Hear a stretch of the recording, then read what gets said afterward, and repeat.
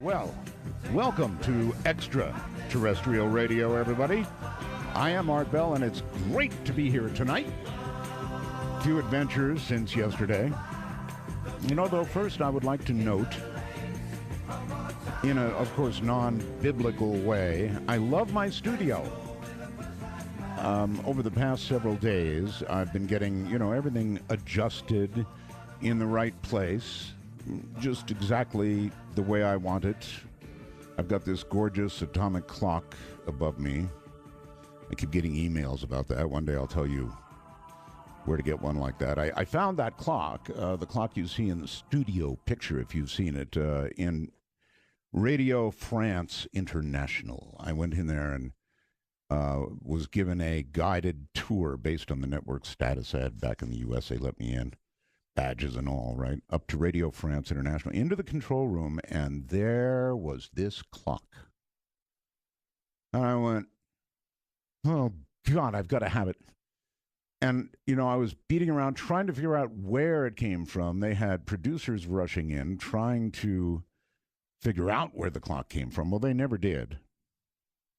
So I came back to the U.S., and I began searching like crazy, and I finally found this clock. Now I've got one here, another one in the house. I've got one in Manila. So there you have it. I love these clocks. They're expensive, but man, if you're a time person, there's no other way to go. So yeah, I love my studio. Last night after the program, I went home. Sat down at the computer to browse a little bit, random browsing. Took my glasses off to clean them with my shirt.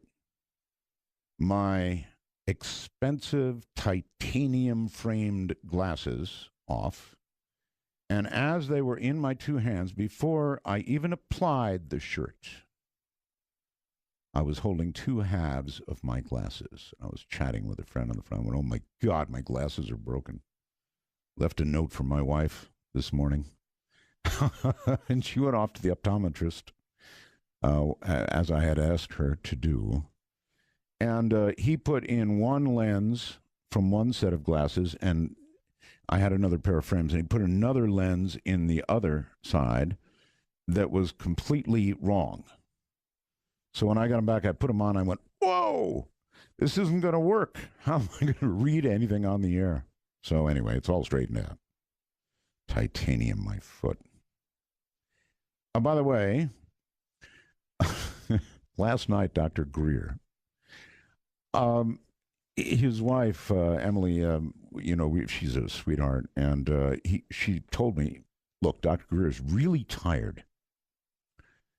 And he's been hopping from continent to continent. Remember, he talked about that secret meeting.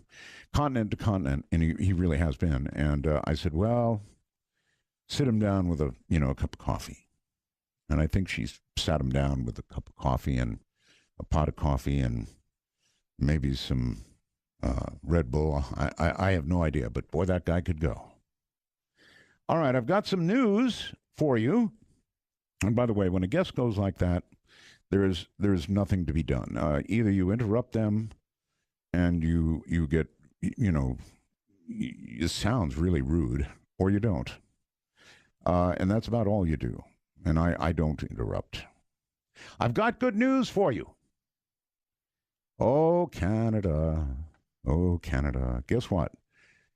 Canada was unable, a whole country, mind you, was unable to call our 800 number. Which, by the way, is 800.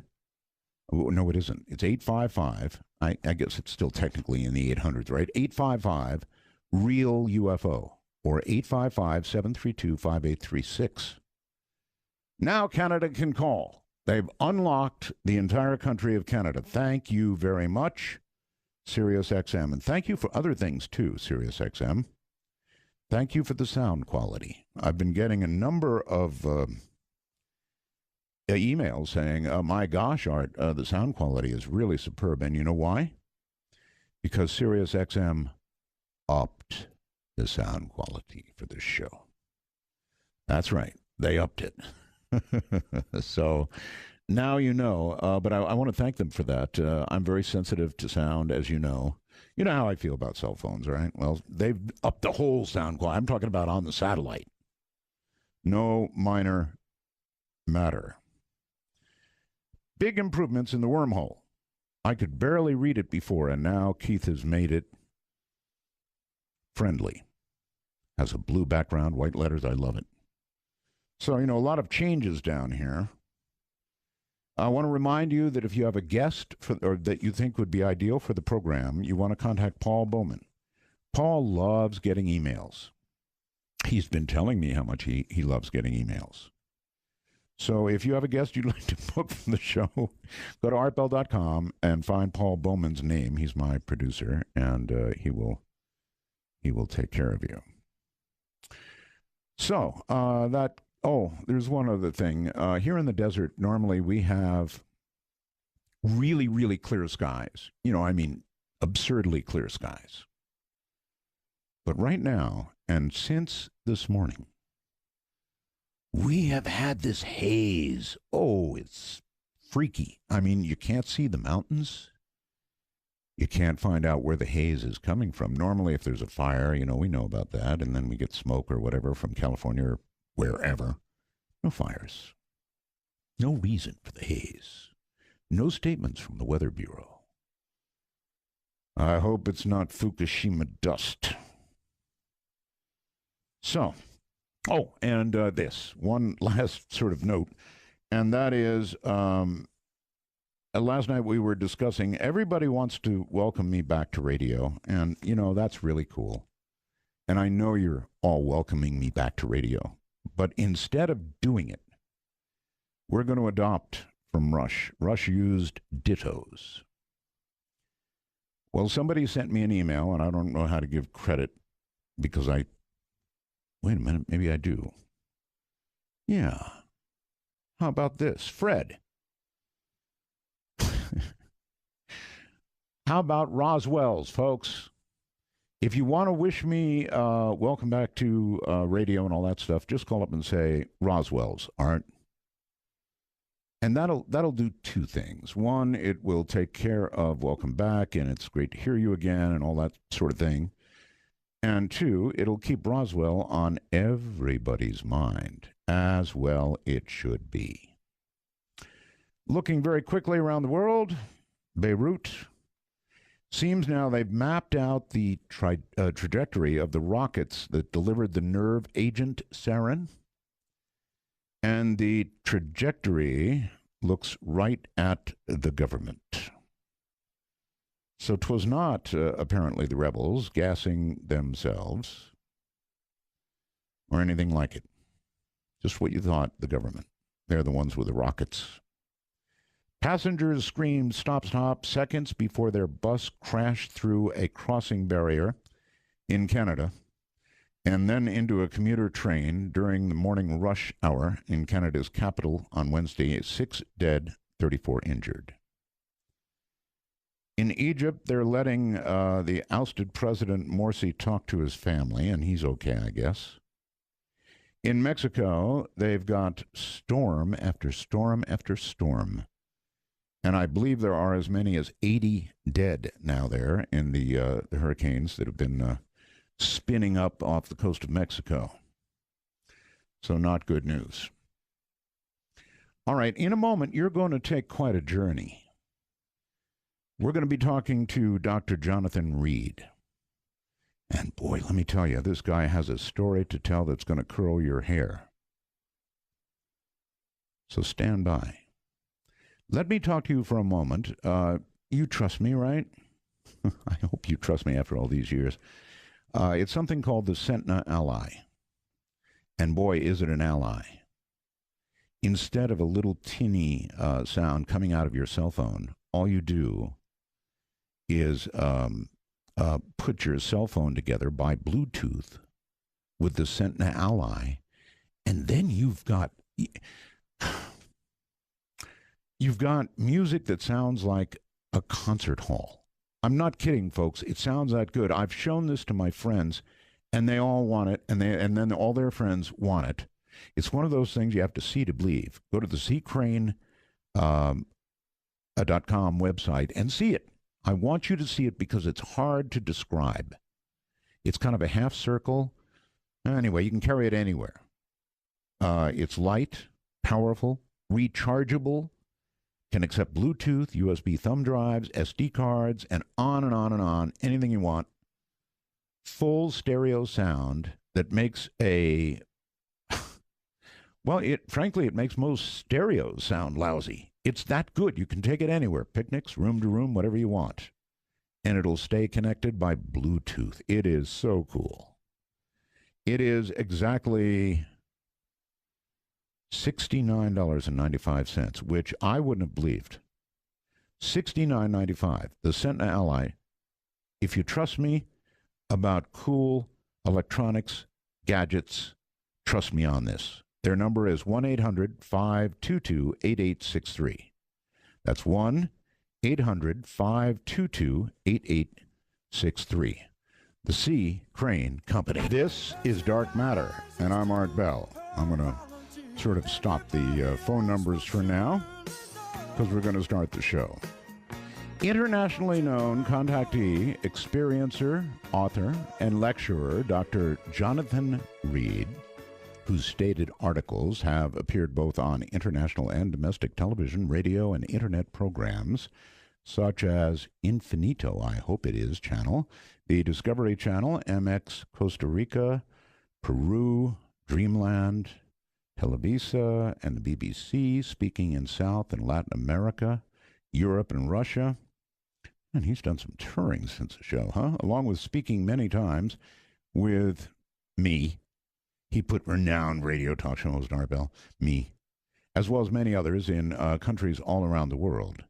His story of personal alien contact is truly one of the most widely speculated, one of the most controversial, and most debated and compelling cases of our time. Having some of the best evidence ever collected relating to the reality of alien or extraterrestrial intelligent life forms interacting with humankind, all of us. His case has also been featured in varied ET articles, television programs, literature, numerous publications around the world. Ladies and gentlemen, Dr. Jonathan Reed. Great to hear your voice, buddy. I am hearing it right. Happy Roswell, Mr. Bell. There you are. Just say Roswell's. Roswell. That really does it, Roswell's. So, how the heck are you, Dr. Reed? Boy, you got a few days? I got a few hours. I'm doing good now, and we'll get into some of those details later. But I'm doing well, and I certainly appreciate the opportunity to be back on with you.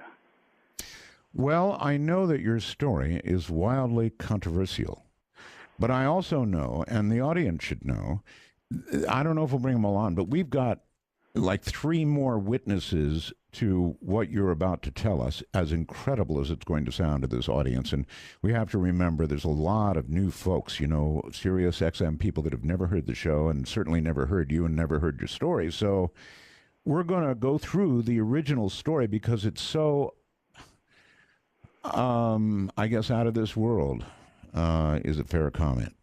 Well, it definitely warrants some time to consider all the steps that I went through, because I always say, look, if I hadn't have experienced this myself, I wouldn't have believed it either. Mm-hmm. So. Yeah, of course, I'll just wait. I want to ask you how the years have been in reaction to the story, but not now. Let's do the story so we get it out there. Okay.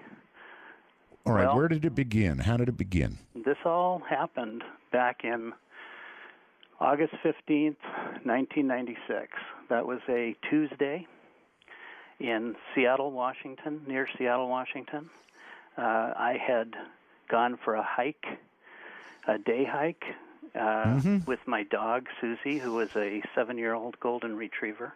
Is that a fairly common thing for you to do, to take a hike in the woods? Sure. To get out of the city, which is where I was living at the time, about, a 45 to 50-minute drive to a beautiful, pristine area near Snoqualmie Pass, about 60 miles from east of Seattle. Mm-hmm. Okay.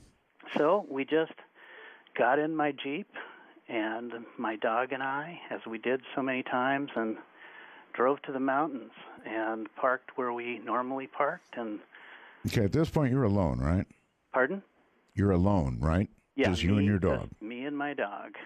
Okay. In the afternoon. This was at that time. It was about 1 o'clock in the afternoon. Okay. And so we That's just good to got know. out, and like I said, it's the Pacific Northwest, Washington State, is a beautiful evergreen area that has lots of trails and old logging trails, and that's essentially what this was. We had been there many times before, casually walking, occasionally seeing some wildlife. Early in the day when we started walking, we saw some deer. And this was common, and you could take your dog off the leash and let her run, and she could just have all that kind of the Northwest is gorgeous, Doctor. It's just a gorgeous place to live, and when the weather is nice and it's not raining, then, and particularly in August, I mean, August 15, middle of August must have been really October nice. 15. Oh, October. Yeah. October. Well, it was getting a little nippy by then. Well, it can get crisp late in the afternoon, but we have some late summers. And this happened to be a very warm, late summer day. It was a little bit overcast, but for the most part, very, very nice fall day. Okay. So we just continued to walk down this old logging trail, occasionally stopping to chase raccoons or look at some of the wildlife and just casually walking. And about an hour and a half into this walk, my dog, Susie, who took off running, scampering through the woods, which was not uncommon. She would either chase squirrels or raccoons or something. But it was her freedom. It was her time to, escape the leash from the city. Sure. And she was a great dog and followed direction well. She would come when I called her, and she would stay next to me when I would say stay. So she was pretty obedient. But this time she ran off, and she was barking, and I didn't think too much of it at first. And then I could hear her barking, the sound of her barking change. It sounded more like she was in a little bit of distress. Right. Or maybe had found some kind of animal that was backed up against a tree or something. And again, I didn't panic. I figured, okay, well, she'll, get out of there in a moment. And Susie was a pretty big dog. She was about 80 pounds. So, big golden retriever. So as I continued to walk, and I couldn't see her, but I could hear her, and it sounded like she was probably 150 yards up the trail. It's not too hard to hear when a dog is in distress because the bark kind of is a little whine comes with it. Right, and at this point it started to change almost to a yelp. So I knew something had happened. Something was different. You get to know your dog's, voice, and I just knew something had changed. So at that point, I increased my speed and hurried along, and I still couldn't find her because the underbrush in this area is very dense, and there's a very heavy tree canopy, and I could not see her, but I could hear her, and I was getting closer and closer to where she was. So at that point, I figured, okay, she's probably either treed a raccoon or maybe even a small wildcat, because we have those in the area. And if that were the case, she'd be in trouble. She could be very, very seriously in trouble. So I set my backpack down, and I grabbed a branch that was laying on the side of the path that was the size of a long baseball bat, and so I just picked it up, and I figured, okay, I'm going to go and probably untangle her from a skunk or a raccoon or something. And I ran forward, and still listening to her sound of her yelping now. Sure. And I couldn't see her, but I knew I was close, and I just ran over this little ridge and kind of jumped down through the underbrush. And all of a sudden I saw her engaged with what looked to me at the time like a small size dimension figure, very dark, almost black, and it was the size of a child. It was mostly the size of a child, but what I was seeing... God, my memory is awful. You know, I don't remember this from the first story. You're saying you saw a small being. Not fully. When you say dimensional, does that mean not solid? As no, in... it was solid. It was solid, but the darkness of the area, and at the moment I saw it, it was shaking. It was vibrating like a paint shaker. So you could not really accurately see the outline, the exact outline. And now that I remember, shaking like a paint shaker, kind of vibrating, so that the outer very quickly. Yeah, extremely quickly, so that all I could barely see was the outline. But my dog, it appeared to me at first that my dog had this thing by the arm. And I yelled, "Susie, let go." And then I realized, and this is what everyone needs to try to remember. From the second that I first stepped down to see this scene, it was approximately 10 seconds.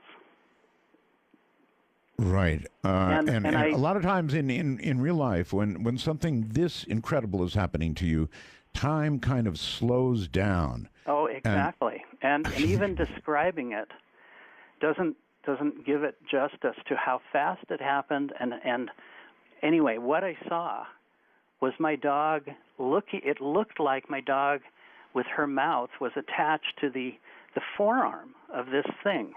And they were both vibrating, and my dog was yelping. But then all of a sudden I saw clearly that it wasn't my dog that had a hold of this. It was the arm of the thing that actually extended, if you can imagine, part of your arm molding itself on the head of my dog. Oh, Lord. You mean kind of disappearing into the head of your dog? Grabbing the outside of the head of my dog, and then before my very eyes, I saw my dog being torn apart at the jaw. Oh, I mean, her body was ripped from her jaw down to her backbone. There was blood everywhere. And at this moment, this thing stopped and looked at me. It stopped shaking just for a second and looked at me with these big, dark eyes, and then turned back to my dog, and my dog started to literally implode, literally disintegrate into what looked like a hole in her body.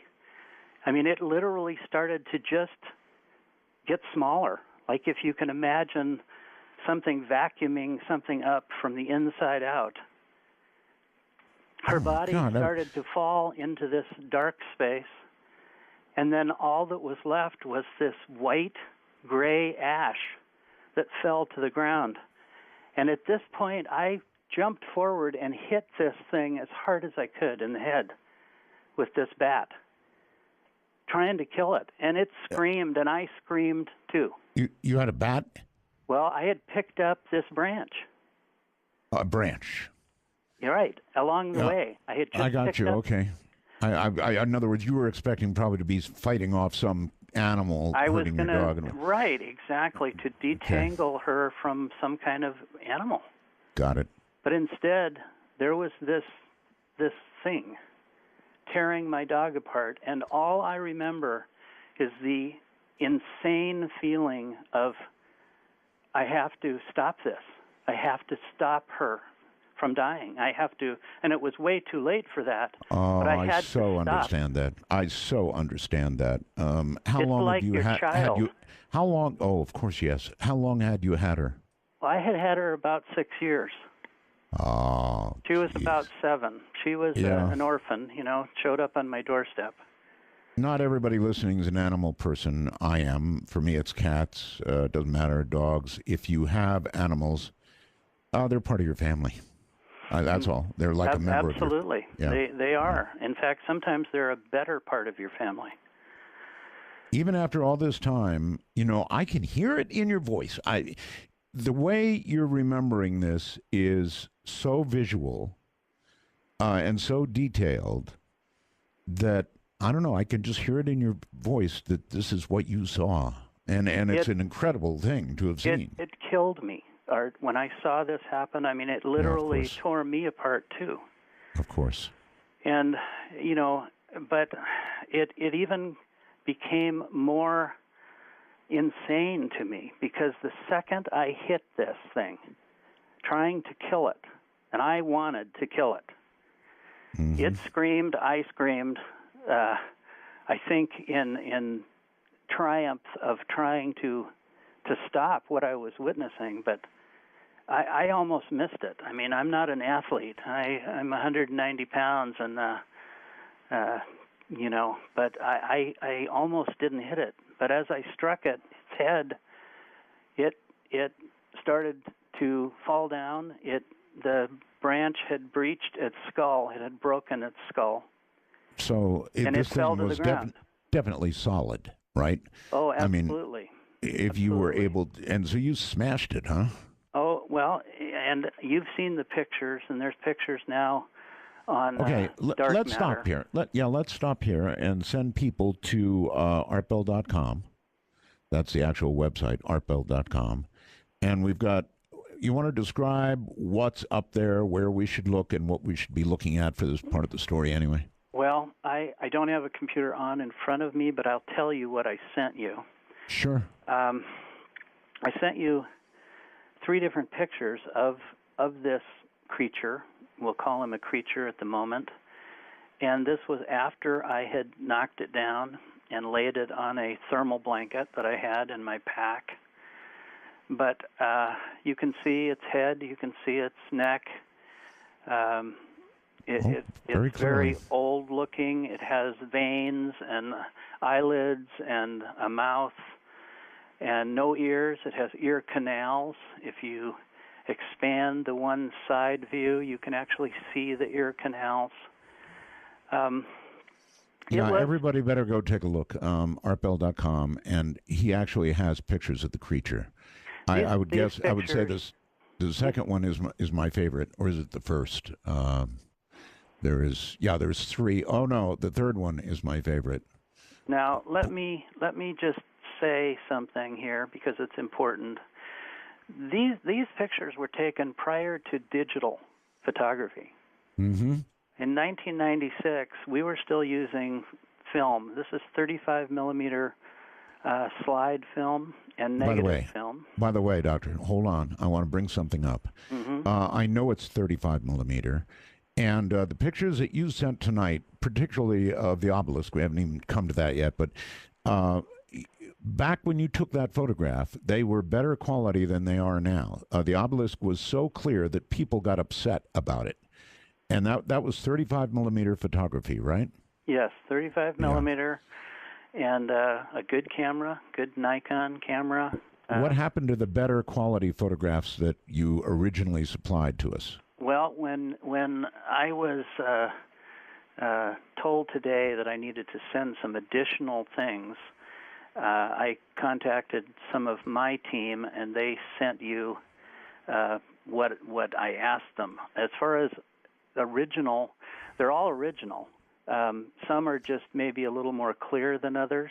Yeah, I remember the obelisk picture, which was really, really clear. Yeah, well, and it was so clear that people complained about it. I've got, let me just continue the story and say I took approximately 4 rolls of film. I took everything I had left because, I was laying on the ground. The second I hit this thing, I got sick.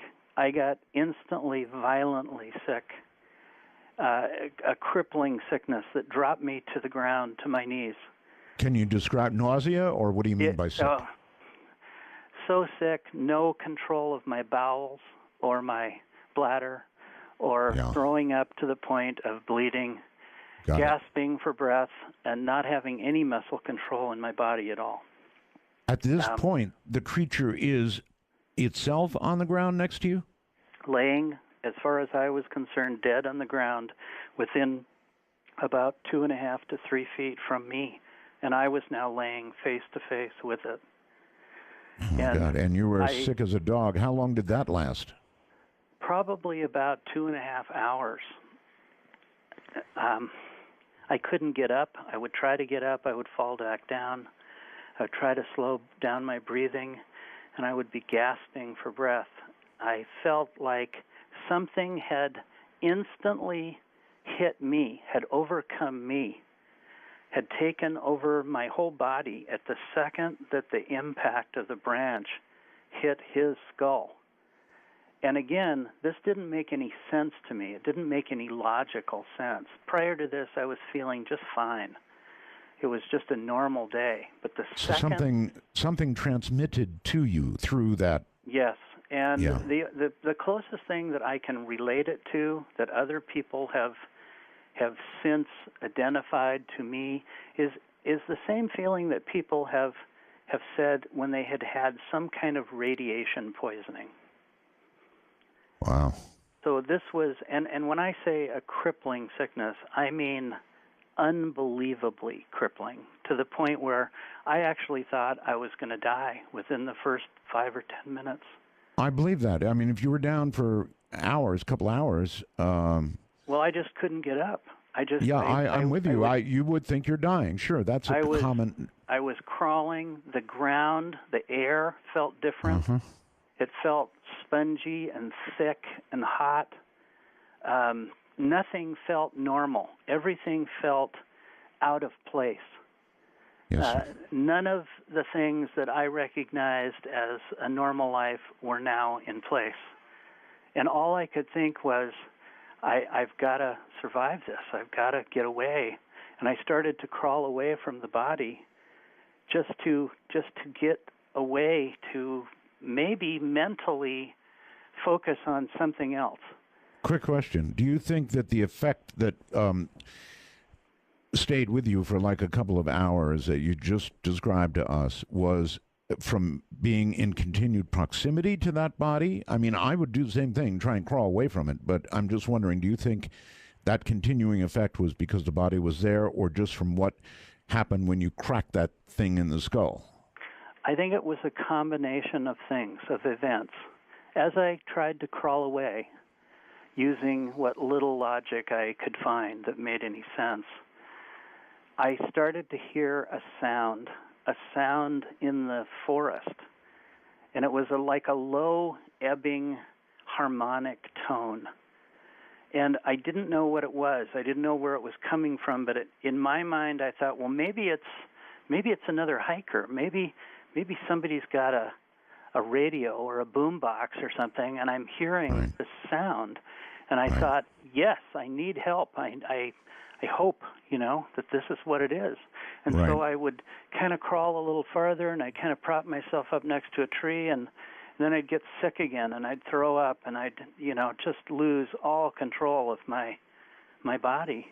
Mm-hmm. But I didn't see anything, but I still could hear this sound. I could almost feel this sound. And it was almost like it was scratching in my ears, almost a tactile feeling. And I went a little farther, and I'd fall down, and then I'd prop myself up against a tree, and I'd get sick again. And finally, I got almost angry, and I got up, and I kind of ran through the brush and actually fell down in this little ravine. And then I realized I was next to something that was unbelievable. It was a big black-shaped, diamond-shaped object that I estimated to be approximately 9.5 feet long by about 2 to 3 feet high and about 3 to 4 feet wide. And it was All right, black. we've got a photograph. Yeah, we've got a picture, folks, of this on the website. Big picture. And in discussing this, I call it the obelisk because it reminded me of the top of the Washington Monument. And you said you felt a sound. You felt a sound as well as heard a sound. I felt this sound, this ebbing, low harmonic sound. So low that, I mean, it was like I could almost feel it in my backbone. Very, very solid tone. And kind of modulating a little bit up and down, just a little bit. Anyway, I got up and I crawled up underneath this black thing, and I realized this thing isn't touching the ground. It's anchored to the air. It's not floating. It's not moving. Now, there's a term, anchored to the air. It was anchored to the air. Or defying gravity, right? And I pulled myself up, got up, stood on my feet, and then lost my balance, and I fell against it. And as I fell against it, the sound changed just a little bit. It became more pleasant sounding for a moment. Pleasant sounding. And this thing was cold, like dry ice. I mean, when I pulled my hand away, because of the cold, it actually tore the skin off the palm of one of my hands. It was like granite, like polished marble. Nothing pleasant about that. There was no windows, there was no seams, there was no landing gear, there was no antenna, there was just this black thing. And it was hovering how far above ground? Approximately 2.5 feet above the ground. All right. When I finally got enough. No, doctor, hold it right there. Hold it right there. We're going to take a break. My guest is Dr. Jonathan Reed. And I guess I don't have to tell you what you're hearing. This is Contact. I can only imagine, with what I've heard so far, that if it happened to me, I'd be dead. You know, my age, it'd be heart gone. And just with what has been described so far, I'd be gone. I'm sure I would. Maybe not, but I just don't think I'd make it through that. Jonathan, welcome back. Thank you, Art. You don't have a weak heart, I take it. Actually, I've had 2 heart attacks in the last 10 years. You do have a weak heart. Okay, but this was 96. Right. I didn't know any better. You're lucky it didn't go then. Oh, absolutely. All right, here you are, you're trying to crawl away from this thing. You crashed into it. It's making you sick. Really sick. Well, I wasn't sure what was making me sick, except I knew something in the whole area was causing me to feel sick and me to feel out of anything that I felt natural with. Right. My world was gone. This was a totally unusual, unparalleled feeling of being out of your own element. I thought I was either completely going insane or that I was going to die from this sickness just from the fact that my body was becoming so dehydrated. And I just couldn't control it. And after I fell against this thing, for a brief second, just for a minuscule second, I almost felt like I was inside of it and then got thrown out. And so you felt it? It felt like it was an intelligent machine. Okay. Like it almost was trying to figure out if I was maybe the little guy that I knocked down. Oh. Maybe because I was the only two-legged breathing thing crawling around, maybe it was looking for its partner. Okay, I'm maybe I'm going to ask you for the impossible, but how do you? I mean, I understand that you felt it. It was in effect in you, and you felt a kind of a machine. But is there any way to put that really into words? What does a machine feel like? Well, being that it was making this sound, being that it was creating this sound, this big humming sound, and when I touched it, that humming changed. Right. That gave me the indication that, this was somehow generating this sound. And it was so obscure to see this thing in the middle of the woods, so out of place, but yet hanging 2 feet above the ground, not hovering. And I need to really reference that. It was not moving a fraction of an inch. Right. But yet it was there. It was anchored above the ground. I mean, well, that's what you said, anchored, which is an interesting way to put it. I would have said floating, but you're saying anchored. So stationary, 100% stationary. When you crashed into it, you didn't budge it? Not a fraction. Okay. It made almost no sound as far as me trying to put my hands on it or leaning against it. It almost felt like it was kind of absorbing the sound. Now, this could have been all an illusion because of my sickness as far as the overall sound. Mm-hmm. But I carried on to say to myself, well, I guess it's here. I guess this is in front of me because it's tangible. It ripped the skin off of my hand. I know that didn't just happen with a tree branch, and I can't move this thing, and it's making a sound, and for a brief second I felt almost like it was trying to identify something.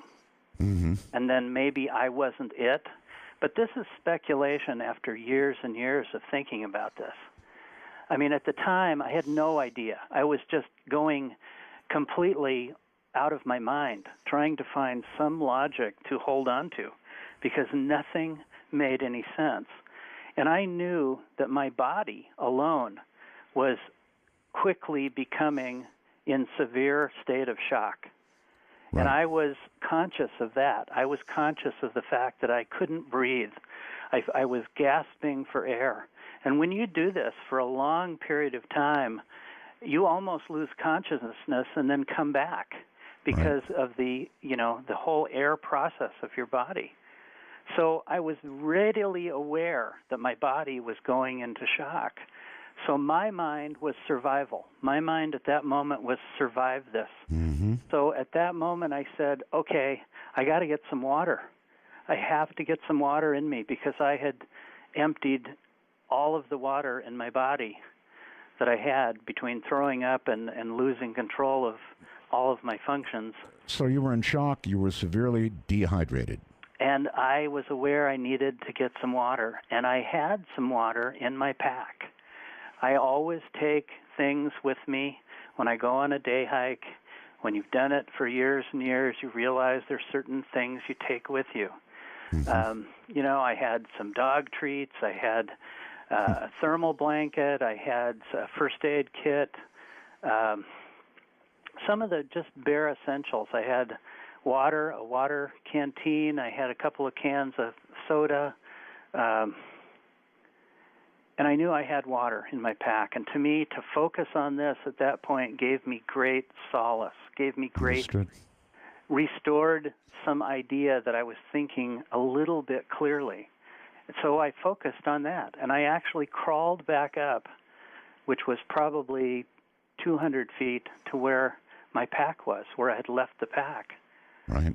And I grabbed it, and I sat there, and I drank the water, and I drank some of the soda. And I realized I've got my camera with me in the pack. Now, And that's some pretty clear thinking after you've described the condition you were in. well, I had to take the camera out to get to the water. Right. It wasn't clear thinking. It was just the process of illumination. And at that moment, Art, in my head was, none of this is real. I was actually thinking to myself, this has to be all an illusion. I have, somehow, hurt myself or fell down or had some kind of massive stroke, and I am now living in this illusion. That's what my mind was telling me, because none of it felt real. So when I saw my camera, I thought, well, I'm going to take a picture of this, and none of it will come out.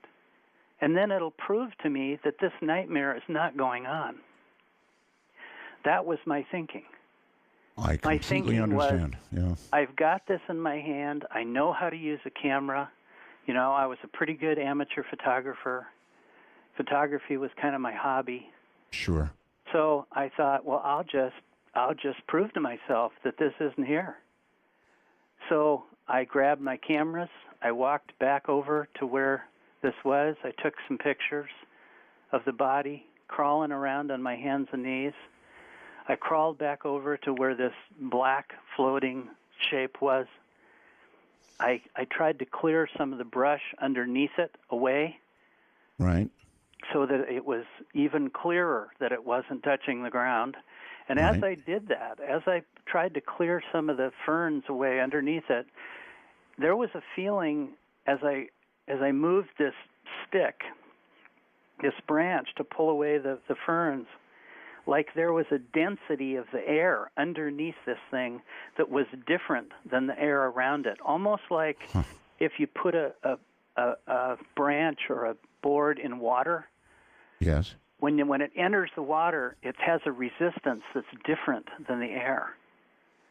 And this was the same thing, except it was just the air underneath this object that was more dense. And again, I couldn't explain it. I didn't even want to rationalize. All I'm doing is seeing it in front of me. And I'm focusing on, okay, take the picture. Don't think of anything else. Just work your camera. You know how to work the camera. It was pretty much automatic anyway.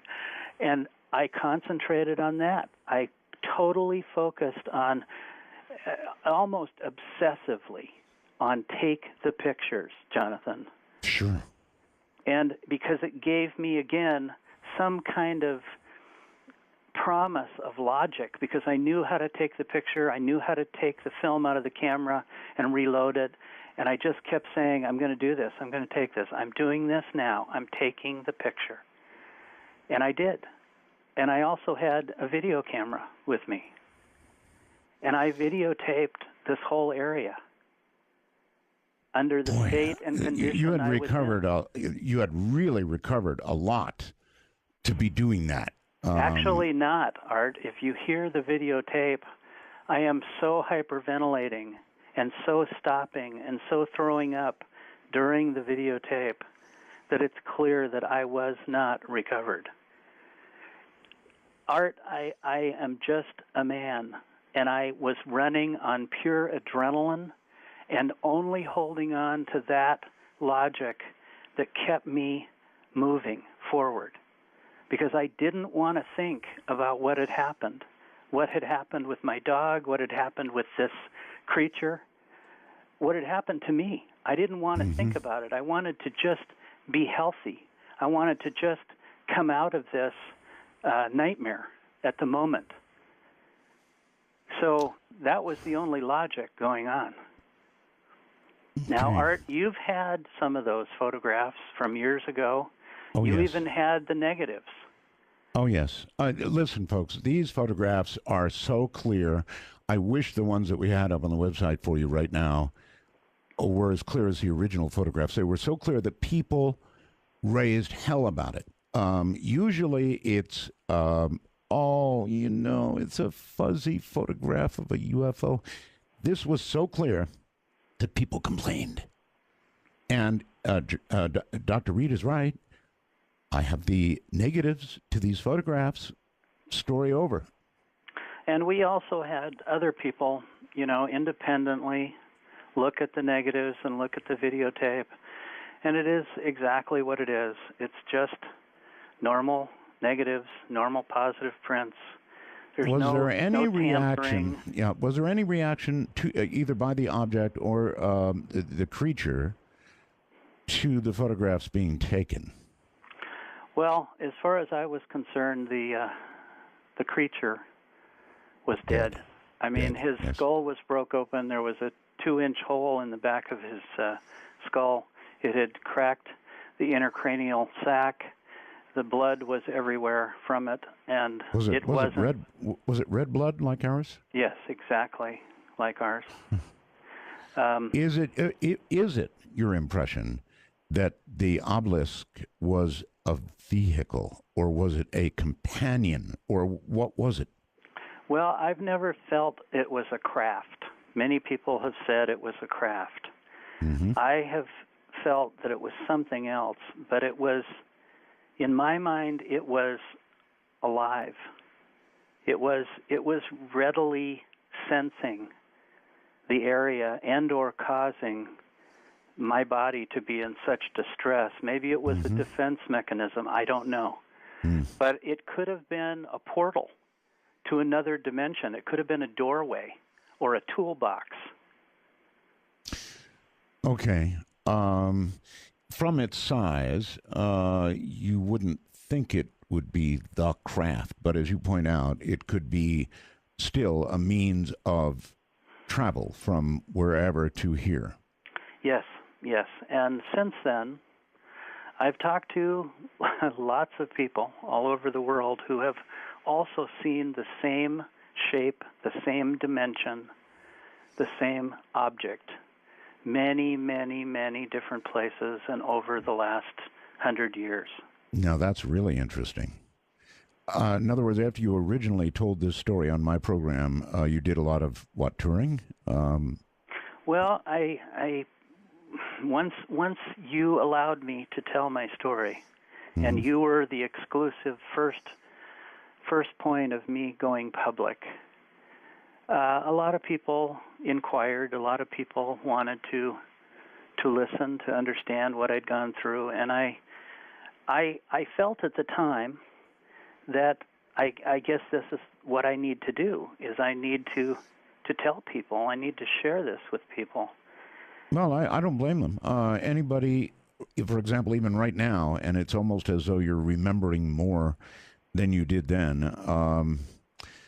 Anybody listening right now is going to be aware that this is a serious story of contact. So yes, I'm not surprised that.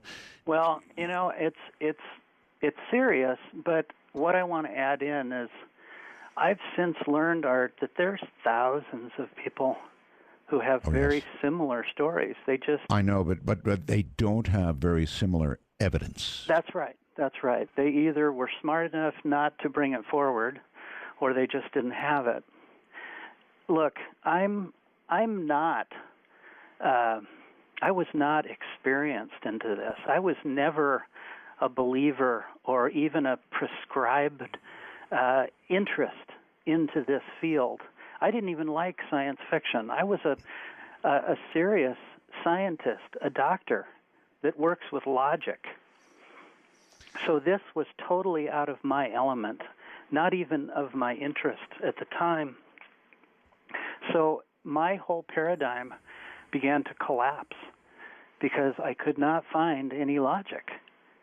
You realize, and I'm sure you've met with this, that these kinds of stories, doctor, scare people. And when people get scared, they get defensive and they start screaming hoax and all the rest of it because it scares them. It really scares them. And I don't blame them.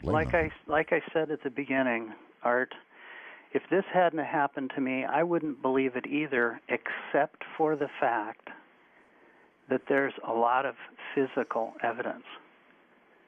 There's tons and if of it. there wasn't physical evidence, including photographs, including video, and including some other things, then I definitely can see how people would be,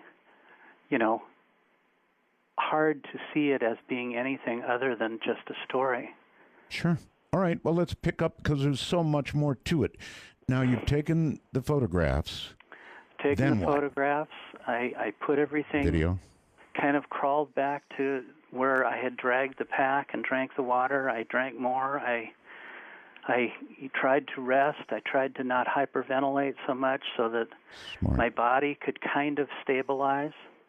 But still, it was in a state of flux. It was not at all calming down.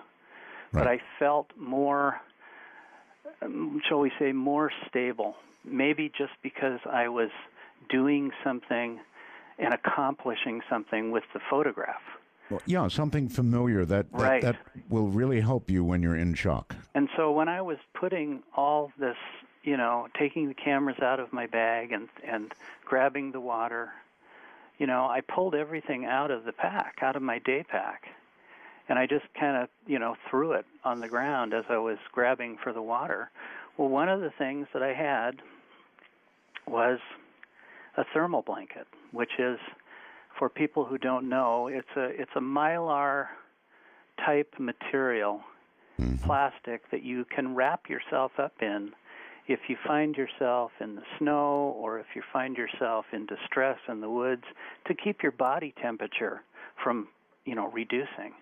It really works. Oh, they really work, and they're very, very lightweight. I mean, it's nothing more than a very thick plastic wrap, actually. But it's strong. It's got some strength to it.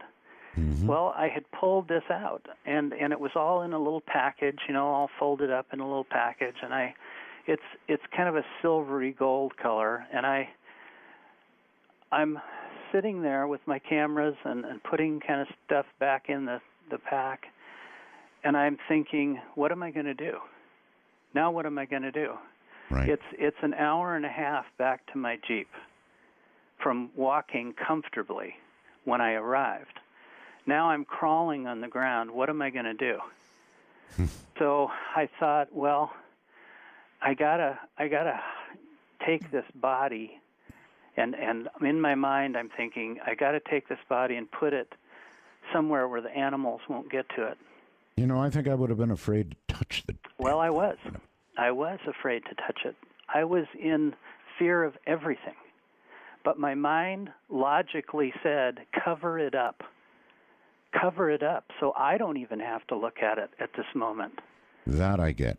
So I tore open this thermal blanket from its package. I opened it up, and I spread it out over the top of this body and just left it like that for quite a while, just not looking at it anymore, just kind of letting my mind go away from it.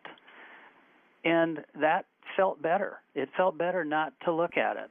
So I thought, okay, well, maybe I should take some rocks and place around the edge of the blanket so that, animals don't get at it. Well, there weren't any rocks. It's high enough in the woods and the mountains where there just wasn't any exposed loose rocks. Right. And I thought about, well, maybe I can find some more branches and pile it next to the edge of this little rise, this hill, and just kind of cover it up. So, later maybe I can come back and bring somebody back and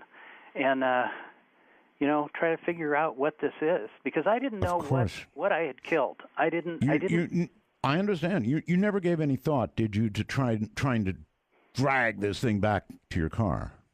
Well, yes.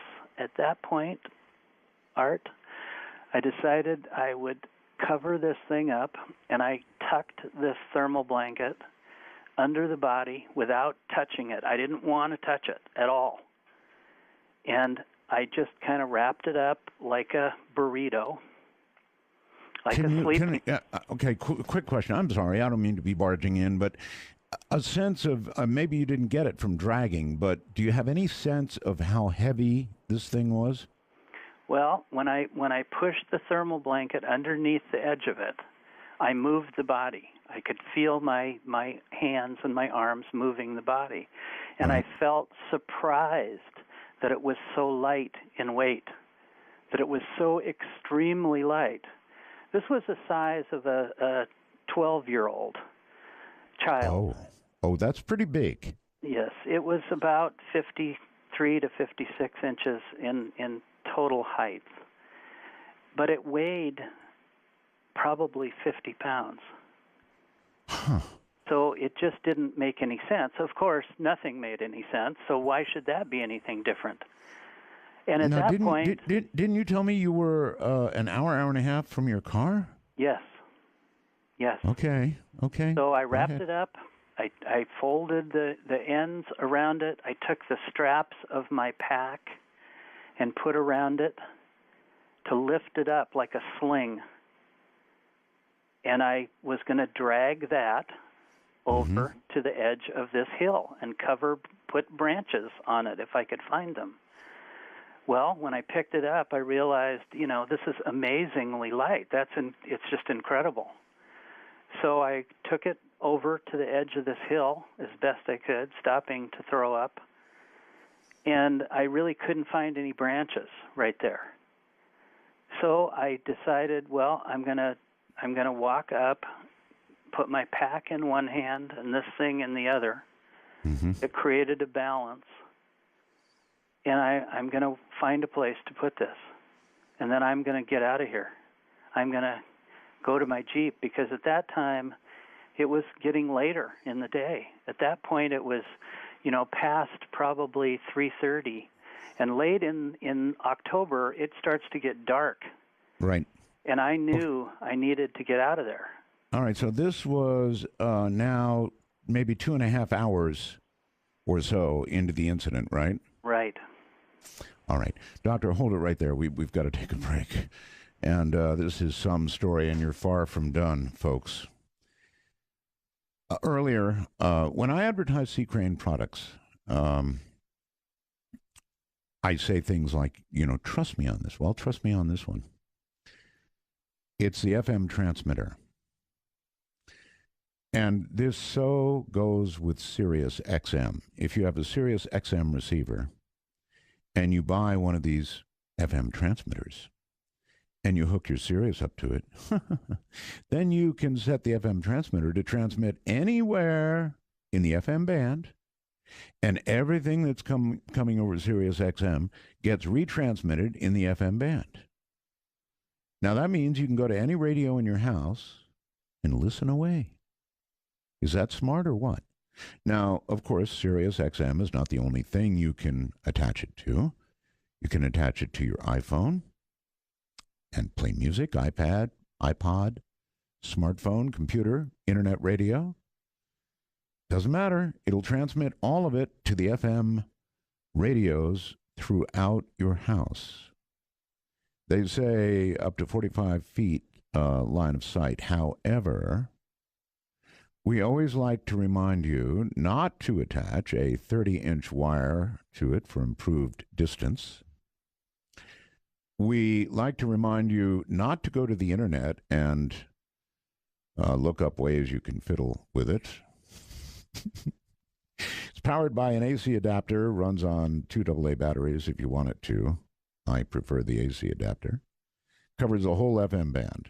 Now, it's $59.95. That's what it says right here, $59.95. Call the Sea Crane right now, the Sea Crane Company, at 1-800-522-8863. The number again, 1-800-522-8863. And don't forget, you can go to seacrane.com and you can get a catalog. All right, well, Dr. Reed is going to be back in a moment, and I don't know about you, but with this story, I need these breaks. You're listening to Dark Matter, exclusively on Sirius XM. Well, all right, we're going to pick the story right back up again because there is so much more to it. My guest is Dr. Jonathan Reed. And Dr. Reed, just as we continue the story, somebody's asking, I get these messages, what kind of doctor you are. Developmental psychiatrics, child development. I was a research counselor for kids. Excellent. Thank you. Proceed. So here we are. And now you're dragging this thing. Well, literally, I was carrying it because if I say that's dragging, 50 pounds. That's 50 pounds, Doctor. people will say the thermal blanket would have been torn to shreds, and they're right. I see you've been interrogated on the story before. Art, I have lived with this for 17 years. I'm sure. And I appreciate everyone's questions. Let me just say that. And I have no problem in people either not believing it or believing it, because it is hard to believe unless you experienced it. Well, you know what? Having pictures and witnesses doesn't hurt. All right, so you carried this thing, 50 pounds. That's a lot of weight to carry, for an hour or an hour and a half. Well, I thought so too. And I would carry it. I would stop. I would drink some water. I would throw up, and I would carry it again. And what's amazing is all of a sudden, I ended up back looking at my Jeep and thinking, how did I get here? Pure adrenaline? How did I get here in such little time? What felt like 10 or 15 minutes. And it didn't make any sense. But of course, nothing made any sense at that time. Nothing, there was no reality except what I was looking at, what was in my hand, was my key for my Jeep, and that looked comfortable. That looked like home to me. And all I remember is opening the back of the Jeep, putting my pack in this package that was fairly small, wrapped up in this thermal blanket, putting it in the back of my Jeep. And I remember sitting in the driver's seat, closing the door, and just sitting there for some time, not starting the car, not just kind of zoning out, thinking, just thinking nothing. And then I looked over and I realized Susie wasn't sitting in the seat next to me like she always was.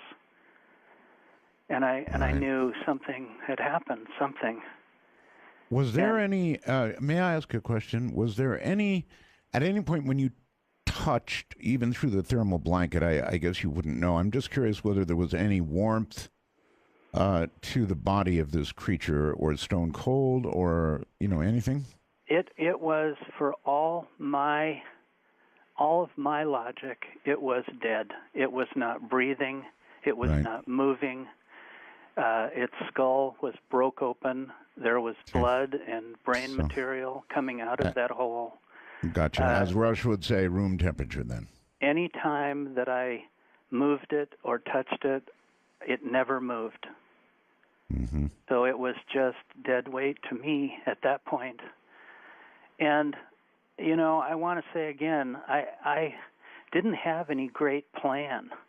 This all came out of nothing more than a survival feeling of getting back to some kind of reality, to where I could address being so sick and I could calm down, and trying to find some way to put this in perspective.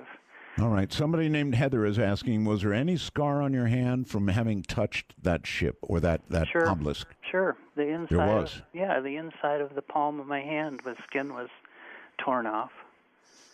So, but, over 17 years, that's kind of healed. Healed, right. Did you document the injury? I don't think I did at that time. I don't think that was my focus. I had bigger things to worry about. Oh, I can clearly see that, yes. And in the next, in the next few days, it got even worse. So I drove home. I started to drive home from that space, that place in the forest where I parked my car. And I would drive for, a few miles, and then I'd stop, and I'd have to open the door and throw up. And then I'd drive a little farther, and then I thought, okay, there's a ranger station up here. I'm going to go there. I'm going to get help there. These guys will help me, forest rangers. Yeah, of course. So I got off, where it said Forest Ranger Station. I drove about a mile and a half to where it was. I got out, and there was nobody there. The place was locked up tighter than a drum. I don't know if they were out to dinner or what, but there was no one there. Okay. So I got back in my Jeep and I said, got to go where I got to go, and I'm going home. And I just drove home in kind of a numb state. And all I remember was the headlights on the road because it was starting to get dark. And I remember pulling in the carport at my house. Right. And thinking, I'm here, I'm home, and maybe none of this happened. Maybe it's just some kind of sick illusion that I have gone through because of the trauma of my dog dying. Maybe my dog got killed by an animal, and I just can't fathom this idea. I don't know. That's because the brain doesn't want to digest this kind of information as having really happened. It doesn't know how to put this in perspective. Was anybody home at the time? No. I lived alone, and I sat in the carport for a while, and I just thought about it, and I looked in the rearview mirror, and I could see the top of the thermal blanket, and I thought, okay, I got to do something. I got to get out. I got to get away from this. I don't know. I started thinking about burying it. I started thinking about leaving it somewhere else on somebody else's doorstep. My mind was whirling. I'm sorry. I don't mean to laugh. I'm just thinking if you had done that, then you might have been really responsible for a heart attack. Well, exactly. I probably would have taken it, to the university that I worked at or something like that. But I was so sick, I just didn't want to do anything. So what I did was simply take it out of my Jeep because I didn't want somebody to steal it. I didn't want somebody to find it and have it kill them by shock. I don't know. I don't know what I was thinking, but I thought I got to get it out of my Jeep.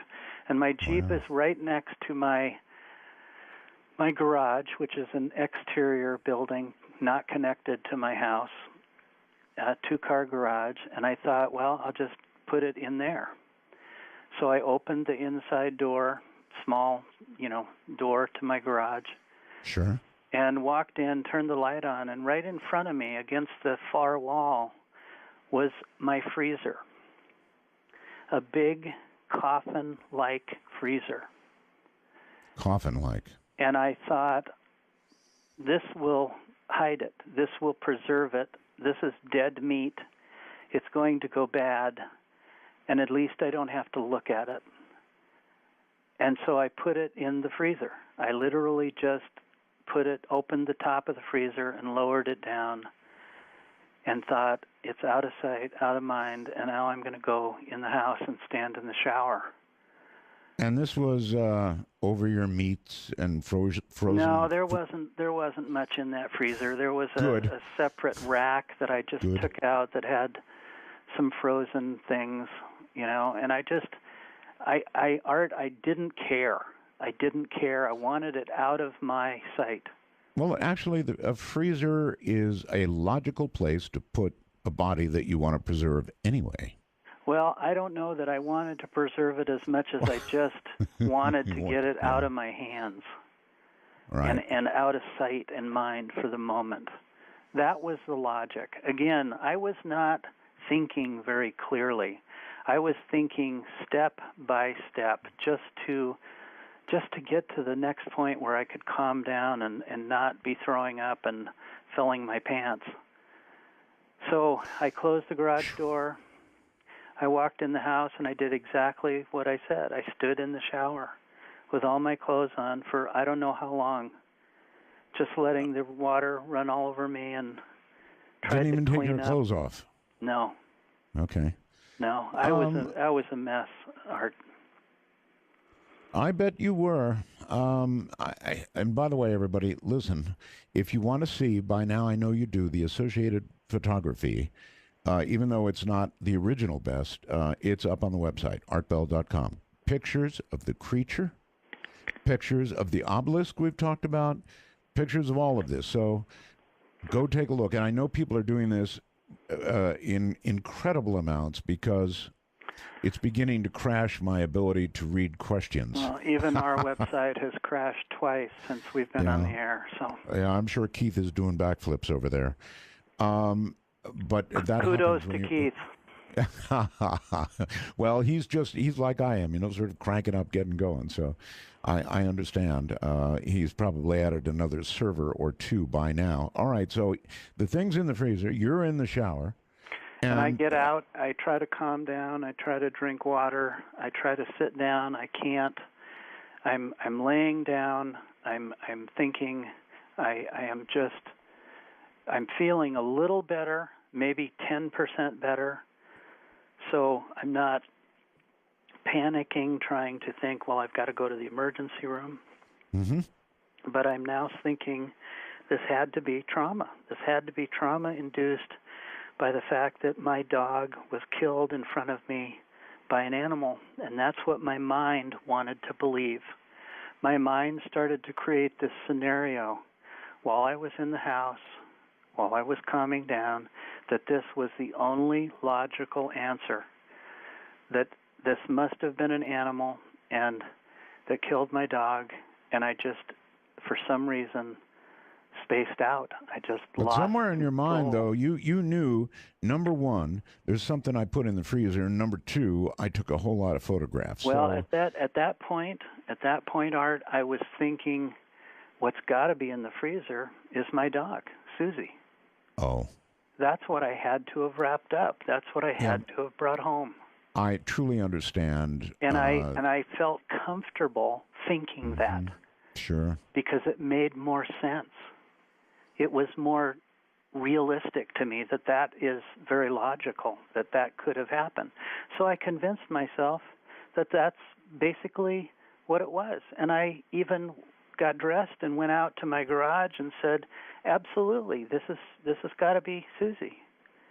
And I opened the freezer and I lifted it out and set it on the garage floor. And it wasn't Susie. Somebody's asking, was there a smell? Yes, there was. It had a terrible pungent odor that I have decided that it's similar to rotting fruit. The odor of rotting fruit. Right. And it wasn't pleasant, and it was always there. And it didn't even seem to diminish much, even after it had been in the freezer for a couple of days.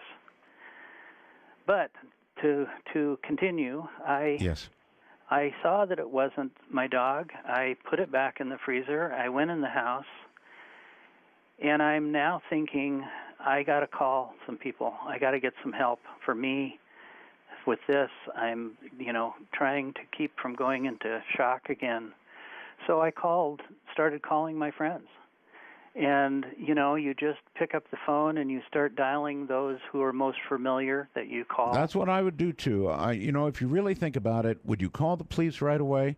Well, no, maybe not, because you just thought you killed something. I was even a little concerned about calling the police because I had killed something. And I didn't know if there was some kind of legality to this that maybe I should pursue through a lawyer first. My mind was reeling, Art. With you all the way. And at that point, comfort seemed to be to contact my friends who knew me, who I knew. And so I just did that. I called my girlfriend. She wasn't home. I left a message. Call me, please, immediately. I called other friends that I worked with. They weren't available. I called my very best friend, Gary, and I left him a message, and he called me back within just a few minutes. And I literally said, help me. I'm sick. My dog has been killed. Susie's dead, and I'm home, and I need some help. And he said, I'll be there. And he immediately came. And I told him the story, and of course he didn't believe me. But he was my good friend for many, many years, and he listened.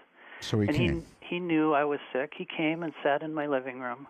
Mm-hmm. And I said, well, it's true. it is true. And he said, well, Jonathan, we all go through difficult times, and I'm sure you're Sure, feeling. you probably got a bad bump on the head, buddy. Right, exactly. Yeah, and what can I do for you? And I got angry, and I said, come with me, and I'm going to take you and show you. And he's reluctant, and he's saying, Jonathan, you just need to rest. You just need to calm down. And I took him to the garage, and I opened the freezer, and I laid it on the floor. And I showed him, and I said, tell me that you don't see this. Tell me this isn't what you see. And Gary's reaction? Well, his jaw dropped open, and he was speechless, and for some time. And I don't know that he said a few expletives that even for Sirius radio shouldn't be said.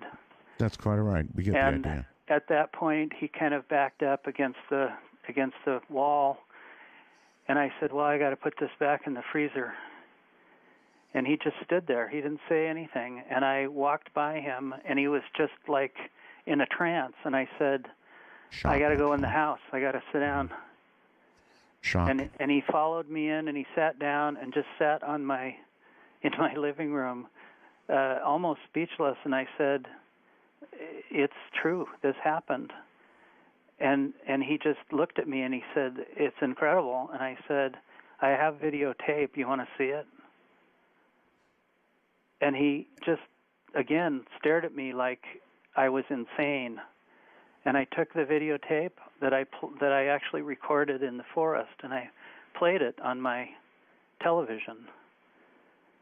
And it was there. It was all there. The black floating object, the body, the white ash from my dog. Did he regain enough of his sensibilities after watching all of this to give you advice to? Yes, after some time, after drinking about a half a bottle of scotch. No. I get. He came to the point where he says, well, I know what this is. And I was said, that no. Was that the both of you consuming the scotch? No, I was pretty sick, and I didn't want to go there. I was just drinking as much water as I could get in me. But he finally says, Jonathan, I know what this is. Oh. And I kept saying, no, I don't know. I don't know what this is. I don't know. And he said, it is. It's got to be some kind of extraterrestrial or some kind of biological creature that somebody created. Well, I'm just looking at the photographs, and I'd say definitely E.T. Well, I didn't want to go there because that wasn't comfortable for me. That wasn't part of my world, and it didn't make sense to me. I was not a believer. I was not into that type of thing. But he was sure. He was adamant. He was almost excited. And I said to him finally, I don't want to have anything to do with this. I want to get better. I want to get well. And he said, well, we need to tell some people. And I said, no, we don't. We need to be careful, because I don't want people tearing my house apart. I don't want, And that's what would have happened. Well, that's finally what did happen, Art. Right, I know. We'll get there. So, okay, there's so much more to this. So how did it end up with Gary? I mean... Well, Gary was a complete believer at that point. I mean, when it's in front of your face and you can touch it and feel it and look at it, it's undeniable. When it's in front of you, in person, there's no question that you're looking at something that wasn't human and that was some kind of biological creature. He was adamant. He was excited and wanted to get this to people who could do something with it and investigate it and take it. I wanted people to take it away. That's what I wanted. I understand that completely. I literally wanted to be done with it. So when he started to tell me there are people who are into this and will help you, will help us. Now it was us. Now it was his project, and I and I was happy at that. I was very happy for that, because I really didn't want to deal with it in so many ways. But he said, we're going to call some people. We're going to start making some inquiries on who would be the best to talk to. And he said, we talked about this at long length. I said, well, we can bring some of the other professors that I work with at the University of Washington. That would have been good. Anthropology people, other sure. medical doctors, we can all bring in. Well, we made a list. We started calling those people. Some of those people came to my house. Some of those people saw the body.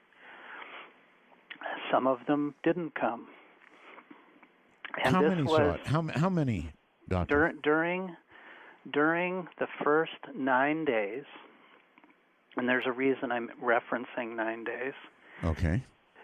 There were probably, including Gary and myself, there were probably 8 other people, Right. or 10, let's say 10 people.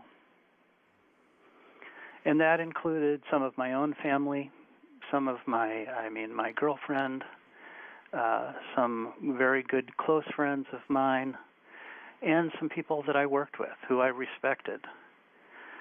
So there was no question that this was really there, because other people saw it, other people even took pictures of it. But to make the story, long story short, the sanity of this was short-lived, because the next day when Gary started to call people, we started to realize that there was funny sounds on our phone. There was extra little click sounds on our phone. And I thought, Really? well, why is that? And then we called some people who were from supposedly the MUFON group, Mutual UFO Network. Yep. Well, I was going to ask about that. And we told them, what if somebody had something like this? Kind of similar to the fax that you were sent, Art. Right. And what would you do? Who would you talk to? Who could you trust? What would you actually do with something like this?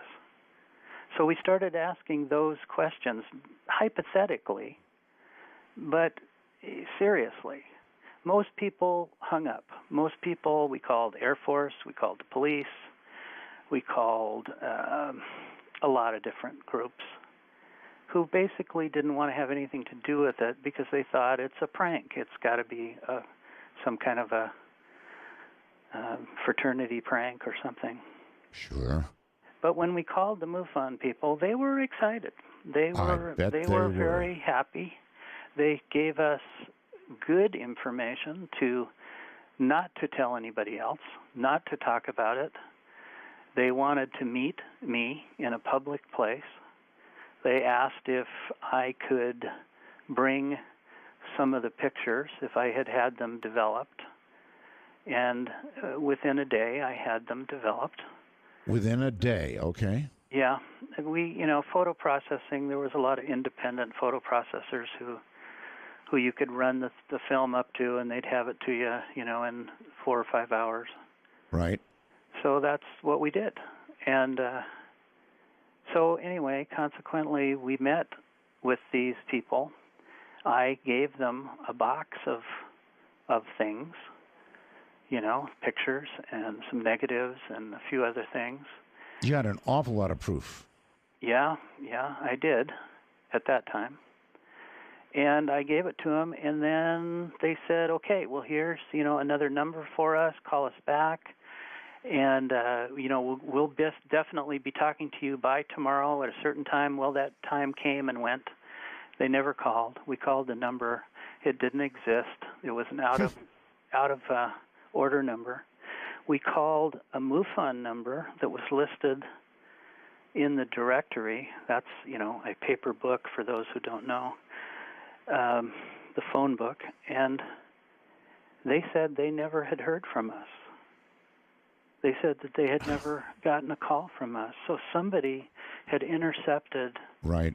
my phone calls, had, pretended to be MUFON, and now had about 50% of my evidence. So, and then it got worse. And then people started coming to my door and knocking on my door. 3 individuals who were dressed in black, who drove a great big black car, and who were very strange the way they talked to me. In what sense? How? In that it was almost hypnotic, their conversation. It felt like you were a little bit sleepy when they were talking to you. Their Are these clothes, the traditional men in black?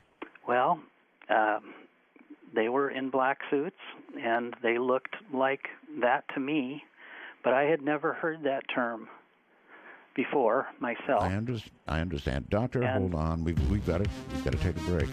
Dr. Jonathan Reed is my guest.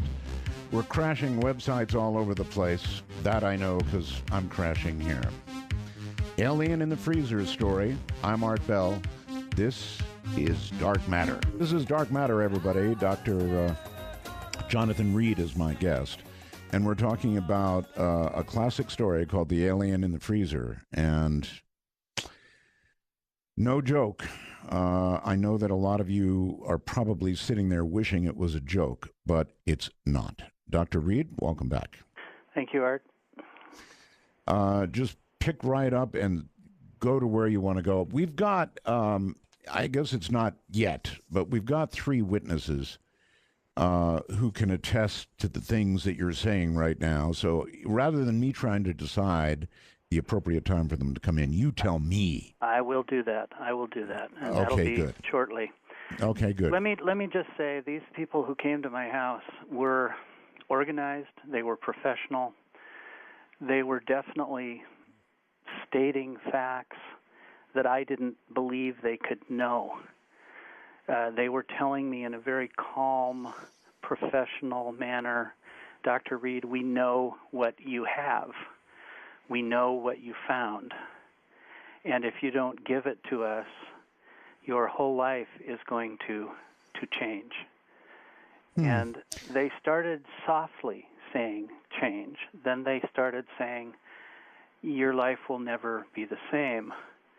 Neither will it be for your family and your friends.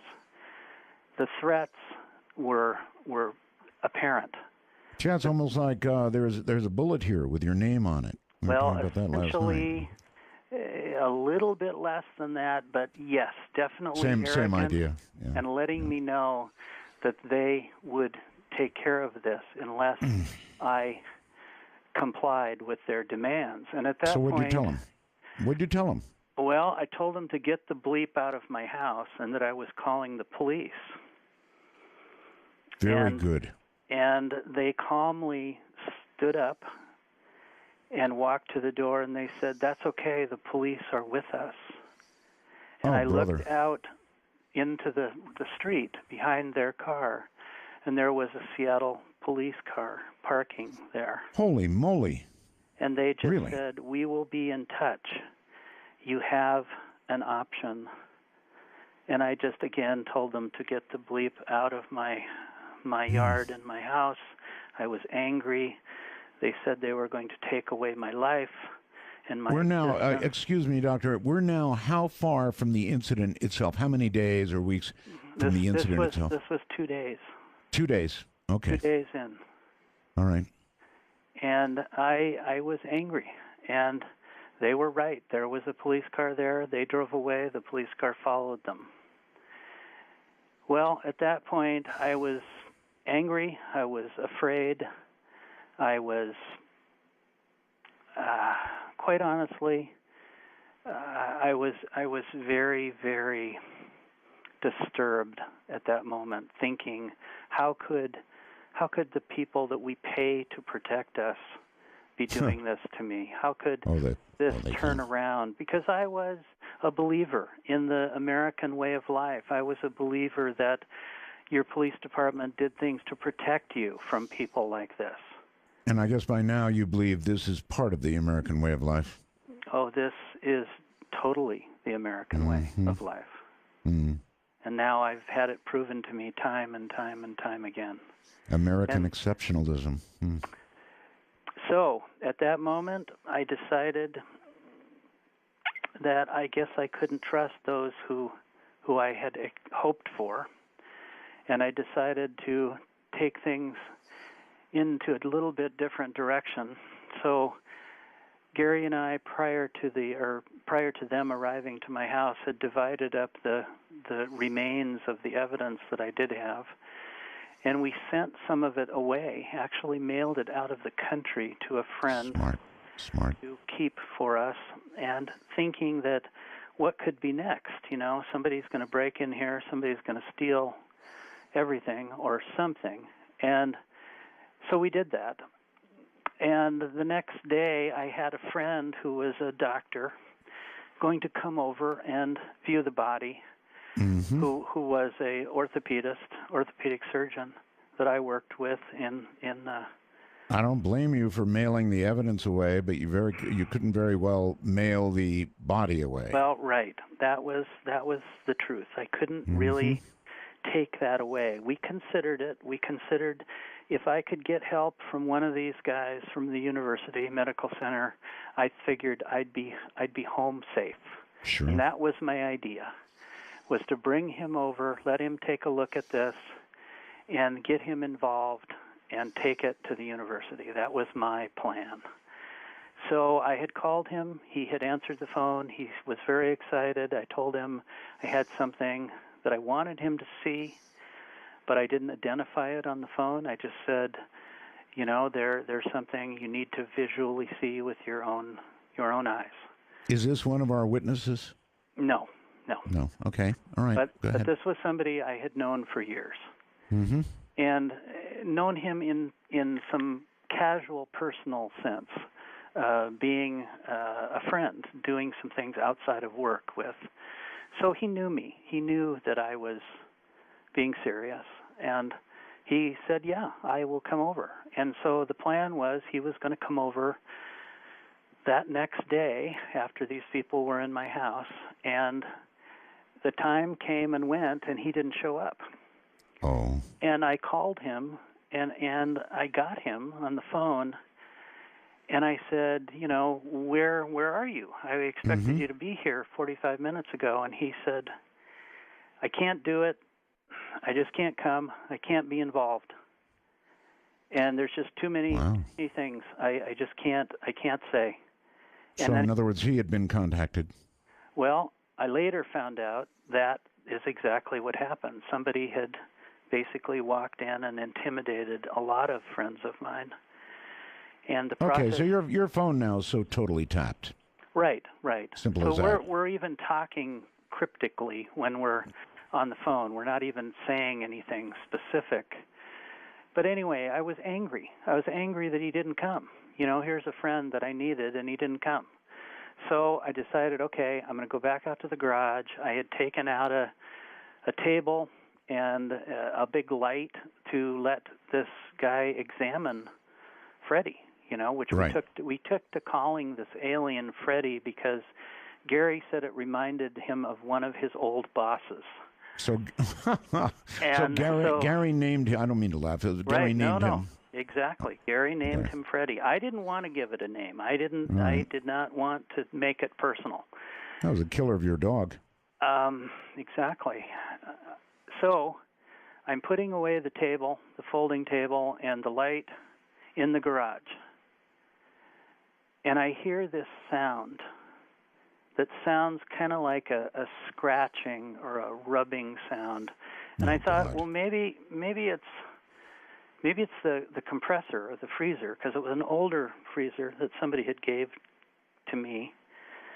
And I thought, well, if the compressor's going out, you know, the body's going to decompose. We're going to be in serious trouble. Yep. And then I thought, well, maybe it's rats, or maybe there's a rat, you know, or something in some paper or something behind the freezer or whatever. But anyway, I thought, okay, well, I'll look in the freezer because there's a thermometer inside the freezer door. Right. And if the temperature is going up, then obviously the compressor is broken. Yes, sir. So I just went over there, just like I had time and time again for the last 3 days, opened the door, and this thing that was in the thermal blanket unwound itself and stuck its head out and started screaming at me. Oh, my God. All right.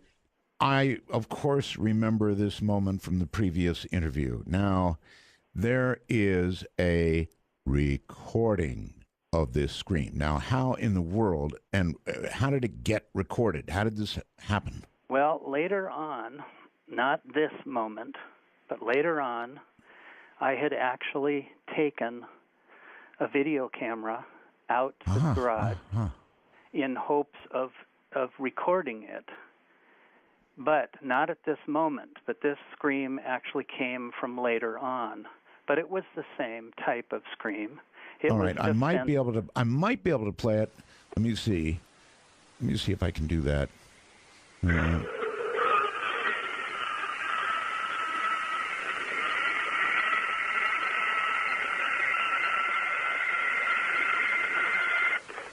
That sound? That's it.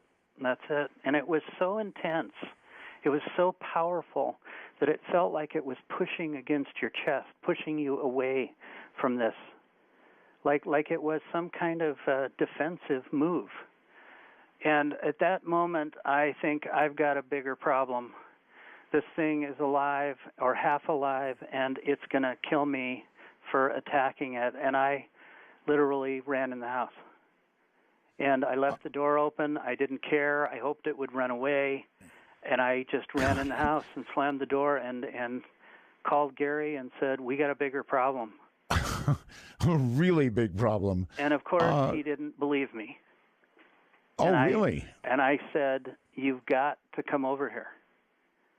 And he went through the same process, the same idea. Well, Jonathan, you're probably just stressed. You're probably still just sick. And I'm just listening, and I'm stressed. And all I said was, come with me. I'm not going to say anything to you. Come with me. And we went in the garage, and, of course, he was just, perfectly fine until I opened the freezer, and it came out and started screaming at him. And I didn't think he was going to stop running because he ran out of that garage and just kept going. He couldn't even get to the door fast enough. Bye, Gary. And we both left the freezer door and the door to the garage completely open. It could have run away any time it wanted, and I was hoping it would. But I know it's crazy to ask you, but I mean, this thing has now been in the freezer, days and days. It should be pretty much, like a steak after being in the freezer for a few days. Rock hard. I would assume that too, Art, except for the fact that there are creatures in our world that live at 52 degrees below zero all their life. There are. It's true. Penguins. And we've got to at least guess that they may have come from a world where that's a fairly normal climate. So good point. Or maybe the cold somehow induced some kind of time for it to heal. But the fact is, it was never dead. It was alive, breathing and screaming. So the entire time that I had it in my Jeep, in my house, on the floor, looking at it with my friends, it was alive. It was playing possum. Maybe in the woods and in my Jeep, maybe it was unconscious. But the truth is, and I think you've seen the tape, is when I opened it up in my house on the garage floor and videotaped it after it was home, thinking that it was just completely dead with a big hole in its head, with blood and everything else, it was actually moving. You can see in the videotape that it blinks its eyes and it moves its facial muscles just a little bit when I'm not hovering directly over it. All right, folks. It's all at artbell.com. What he's referencing, the photographs, the evidence, the video, it's all up on artbell.com right now. So, and what's important to say here, Art, is I wasn't the one who pointed out that he was moving and his eyes were moving. Somebody else who saw the video actually pointed that out to me years later. But the truth of it is, Art, I didn't care. I was more concerned with the thing tearing me apart than its eyes blinking. That was a bigger concern for me. But the reality is, it seemed to want to stay in the freezer.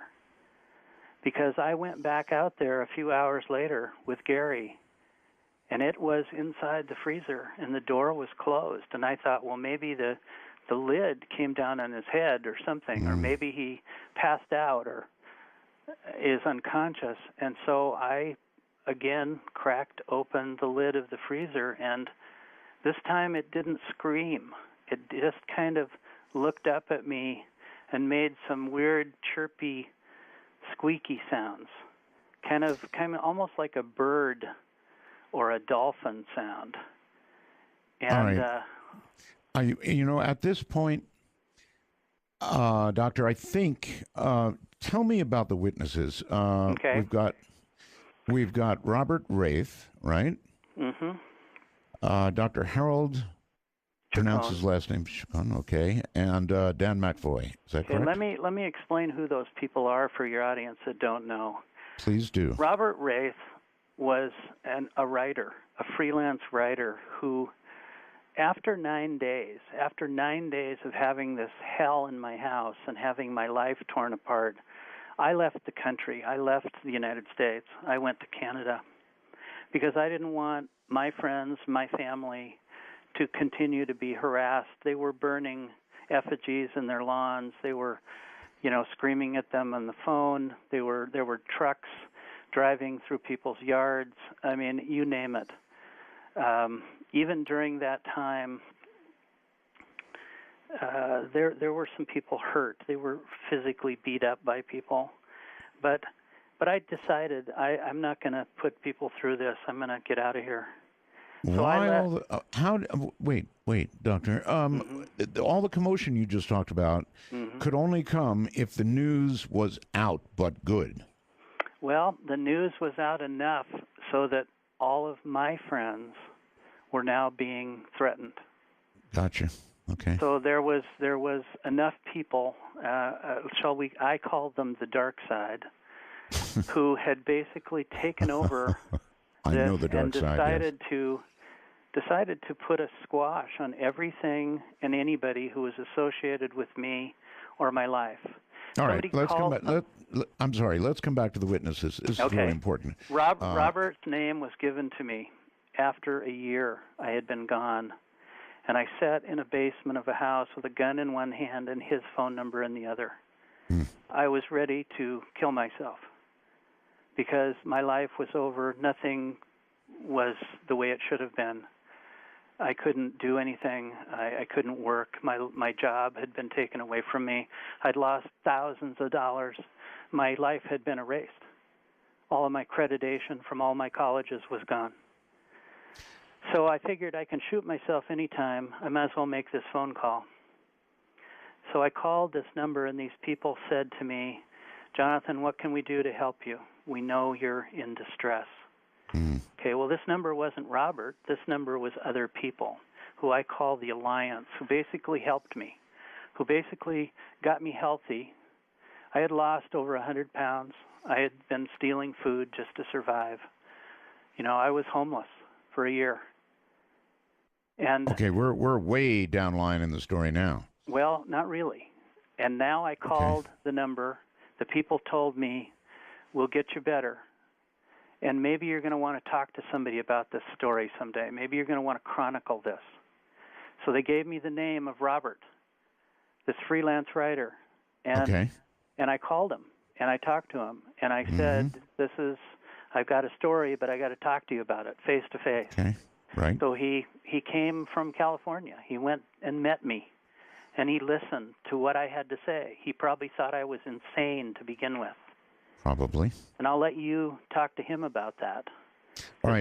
That's where he enters the story. If we can get hold of Robert Wraith briefly, I don't want to keep him on the line for a long time. I just would like to, I guess, ask him what he can fill in here, what he saw, what he knows. So Robert would be the logical first one to get on the line, right? Absolutely. He knows a lot. He ended up spending over a year with me just to chronicle the story, just to write the book. Okay. And then he also has been part of my ongoing team for the last 17 years. Okay. He'll be an interesting guy to talk to. And then there's two more. I don't know if we can get to them all, but I would like to know. Yeah, Dan McAvoy is a UFO researcher, has been for 20 plus years. He's a expatriate. He's an Army Ranger and paratrooper. Has tremendous valor and honor and respect, and he volunteered to help research my case. Okay. To walk in my shoes, to walk alongside of me, to go prove to him that I was who I said I was, that my life, in fact, had been destroyed and torn apart. And so he did that. He did that for 2 years. Okay. What will Robert Wraith say? Well, I think Robert is going to tell you that, he did write the book with me. He did chronicle everything about the story, everything that I've said so far. The book we wrote is called Link, An Extraterrestrial Odyssey. It's the first 9 days of this whole event.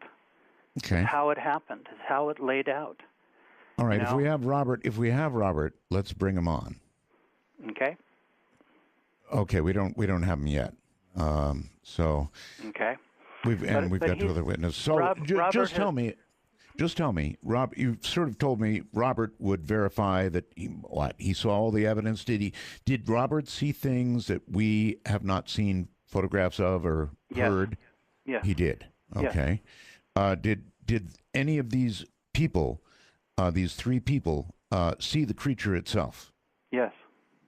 Who? Robert saw it. Robert. Okay, good. Well, we're trying to get Robert on the line. Okay, and Dan McAvoy, the other UFO researcher, saw and experienced a lot of what went on in my life and what has since gone on since I was on the radio with you, Art, for the last 12 years. He has walked with me. He has been with me different places around the world. He also has seen something that I call the Link artifact. Okay. And this is a silver bracelet type object that I found in the forest next to the body when I originally encountered this situation. I didn't know what it was at first. When I saw it under the brush, it almost looked like a silvery Coca-Cola can, but it wasn't. I picked it up and I put it in with the body and I brought it home. Okay. I guess we're having some difficulty getting hold of these folks. What we're going to do is take a brief break right here. Okay. See what we can do. We do have numbers and contact information for Robert Wraith and the other two witnesses. Whether we can get them through a jammed-up phone system, we'll see. I'm Art Bell, and this is Dark Matter. Well, all right. Very interesting. We had a wrong number. Somehow in the translation of the doctor giving the number to my producer and my producer giving it to me, the number was wrong. So we've got the right number now, or at least we had the right number. And we're going to get Robert Wraith on here shortly, I hope. So I'm told that we're reaching out to him right now. Sorry about that, Doctor. I do understand you related that number any number of times, and it came out wrong. So technology, Art, technology. Yeah. Well, from whispering in one ear to whispering in another ear, not really whispering, but transferring numbers of so many people. It happens. Oh, easily. Everybody should know whether or not we actually get Robert on the phone. In the first interview, we had Robert. We had the doctor. We had Dan McAvoy. We had them all on the air, and hopefully we're going to have them on the air tonight too. But there seems to be some mix-up in the numbers, and my producer or my board op is welcome to whisper in my ear when we're set. Okay. So, in the meantime, Robert would say that he saw the creature. Yes. Yes. Dr. Harold Chacon, he's a microbiologist, right? Harold Chacon is a microbiologist and he's an immunologist is actually what he is. He deals with biology and immunology and little things, microscopic things, and all those kind of virusy things. Okay. And he actually did some testing of some of the blood samples of this creature. What did he find? Well, it's interesting what he found. He found that there were 46 chromosomes, the same as we have, but 9 of the pair were different. They were not human, but they could only be identified of being similar to sea tortoise and something relating to dolphin. Huh. Isn't that interesting? All right. At what point did you? Yes. At what point did you get him involved? I mean. Well, he actually had called us after we had been on the radio with you, and he actually said he would be willing to help us if we needed anything. And I had gotten a hold of some of those samples that were sent away. Mm-hmm. Luckily, and we took them to the head pathologist of the University of Washington Medical Center. Yes, sir. And I asked him if he would do a study of this tissue. And I did not tell him what it was. I did not state anything other than I wanted to know what it was. And he said, "Fine, I will take a good look at it, and whatever we can figure out, I will let you know." Okay. We've got to close something out here because at this point, of course, the alien, when we last heard, was alive. Yes. What befell? What happened to the alien? Well, during the rest of the days before I left town, left the country, I would go back into the garage and I would open the freezer, and it became familiar with me, I think more than I was with it.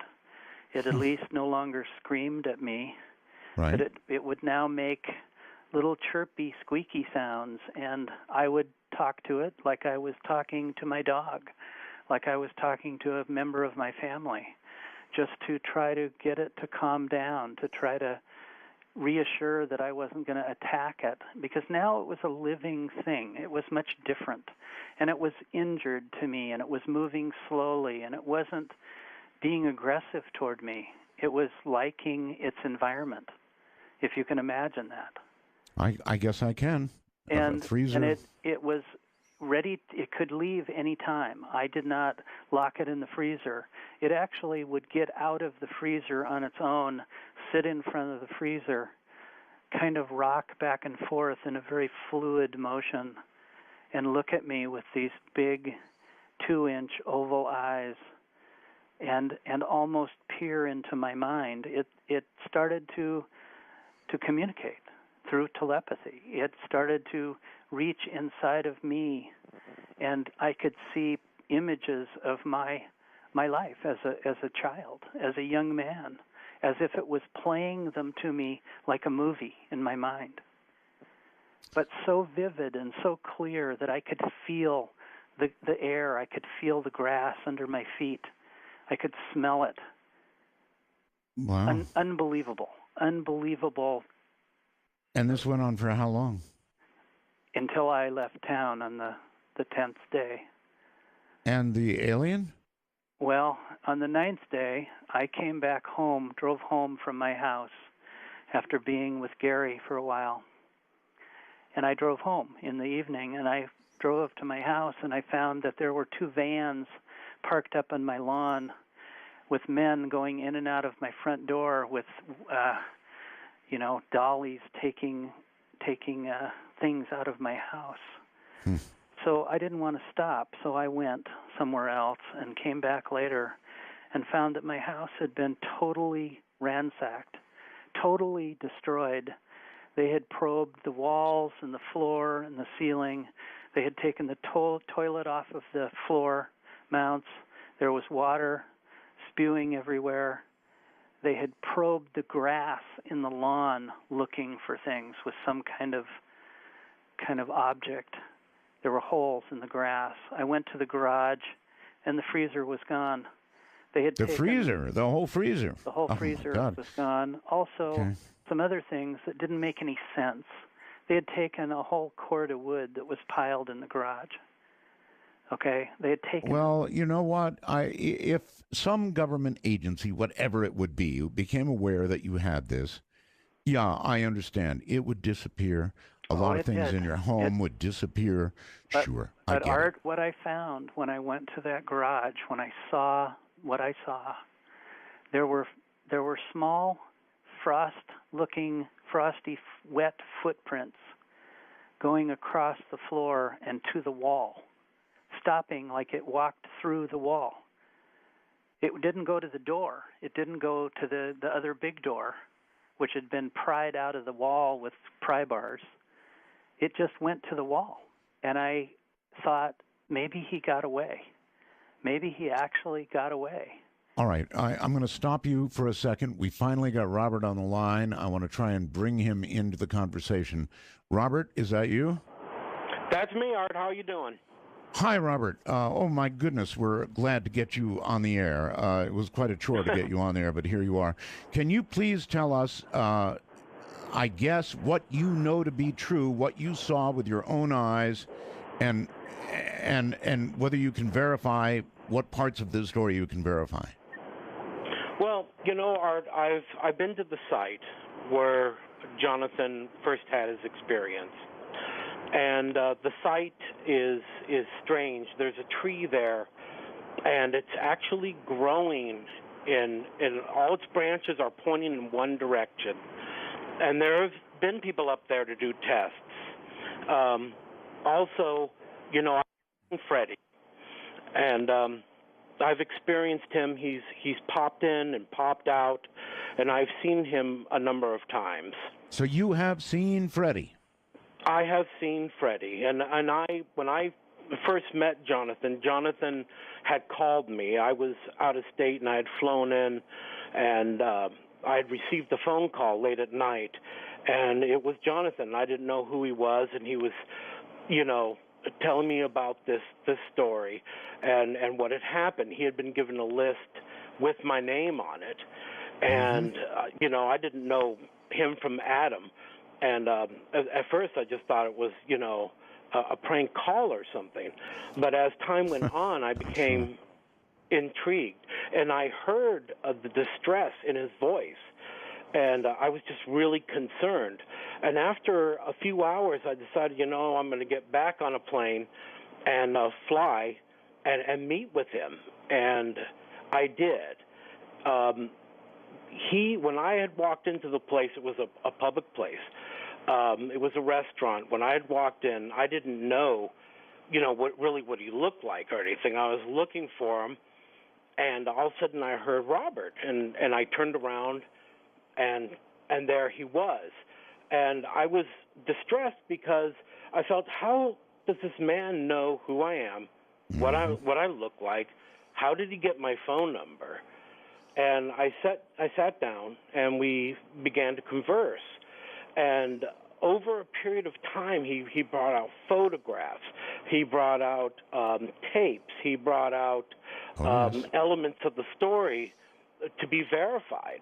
And I was just astounded, and, it was beyond my circle of thought, and way beyond mine, too. And Art, he was distressed. He was very sick. He had lost a lot of weight. You could tell. He was shaking. He was paranoid, and rightly so. And what I had done is, I had stayed up there and talked to him for a few days. We stayed at a hotel. Then I took him back to my place and began to work with him. He had severe PTSD and other problems, and I would imagine. It took some time to really get to know the man and to work with him and to do my best to aid him. He refused any other outside help. He was quite terrified. He had obviously been being pursued, and he had been physically abused, and all kinds of horrific things. What I decided to do, as he was talking to me, because he said, we need to document this. And he had a lot of documentation, but he wanted to put it in a form that all of us could better understand.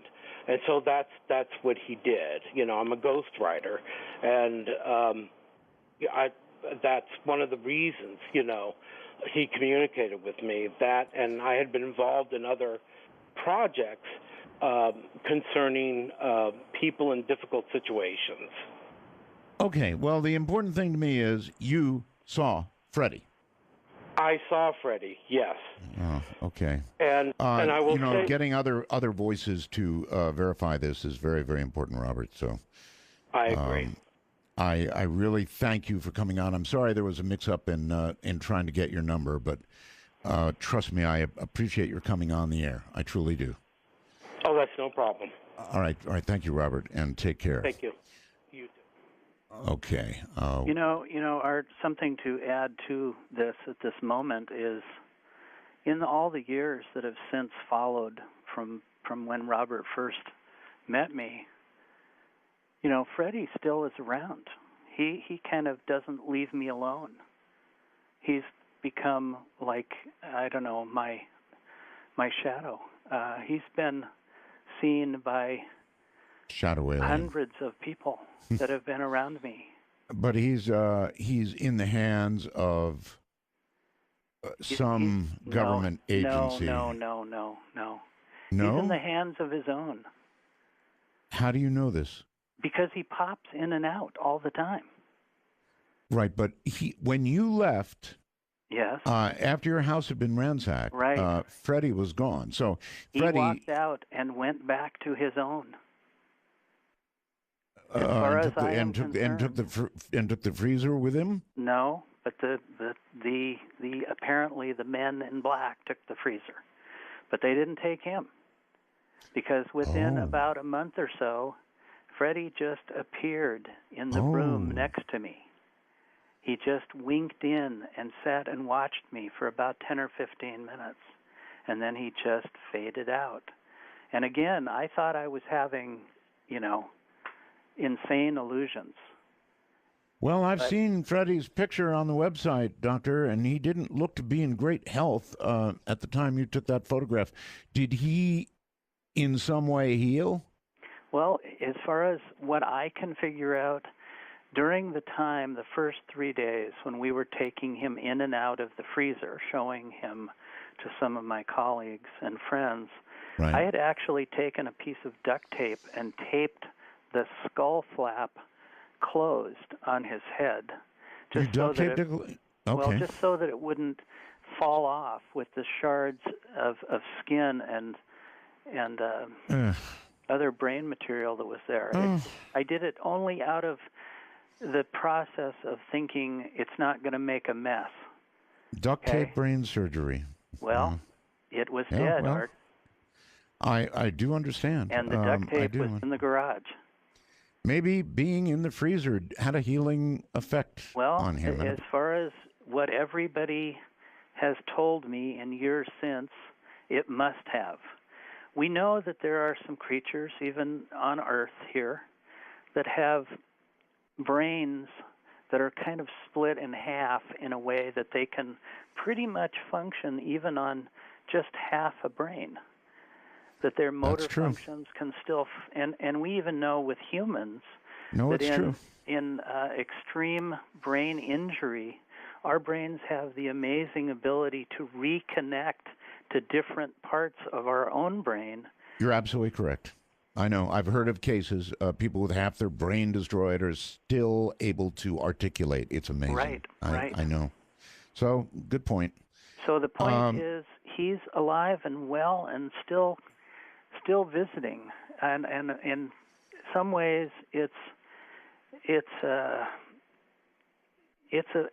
very strange situation, because even after knowing this, even after experiencing this time and time and time again, it's still terribly unnerving to me.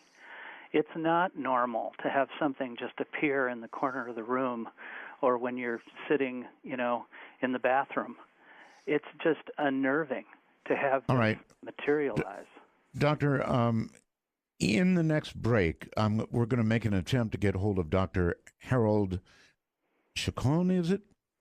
Mm-hmm. Mm-hmm. Because anybody who had an opportunity to actually test tissue and blood samples and did a study is worth talking to. So we're going to attempt to get hold of him in the next break. It's kind of tough. Our phone system is jammed to the gills. But yeah, he was one of 3 people that did this testing. The other 2 are dead. Oh. Then there's one other thing, Doctor. I want to open the phone lines, and I want to allow people to ask questions. And some of them are probably going to be rough. Some of them are probably just going to be inquisitive. Some of them are going to be shocked. But I'd like to be able to open the phone lines and allow you to try and answer questions. I hope people will be polite. Were you given a lie detector test? Actually, Art, I experienced 2 of those, which 2. I set up myself. Okay. I basically asked to have it done through the UCLA crime department, criminology department, and also I did one in Seattle too. And okay, I don't want to be impolite. I don't want to be impolite, but I do want to ask these questions. Yes, I passed them both. Incredible stories and incredible proof and all of that sort of thing, right? Absolutely. Okay. Before we go to the phones, is there anything else really important? I know the story goes on and on. At one point, you were shot. Yes.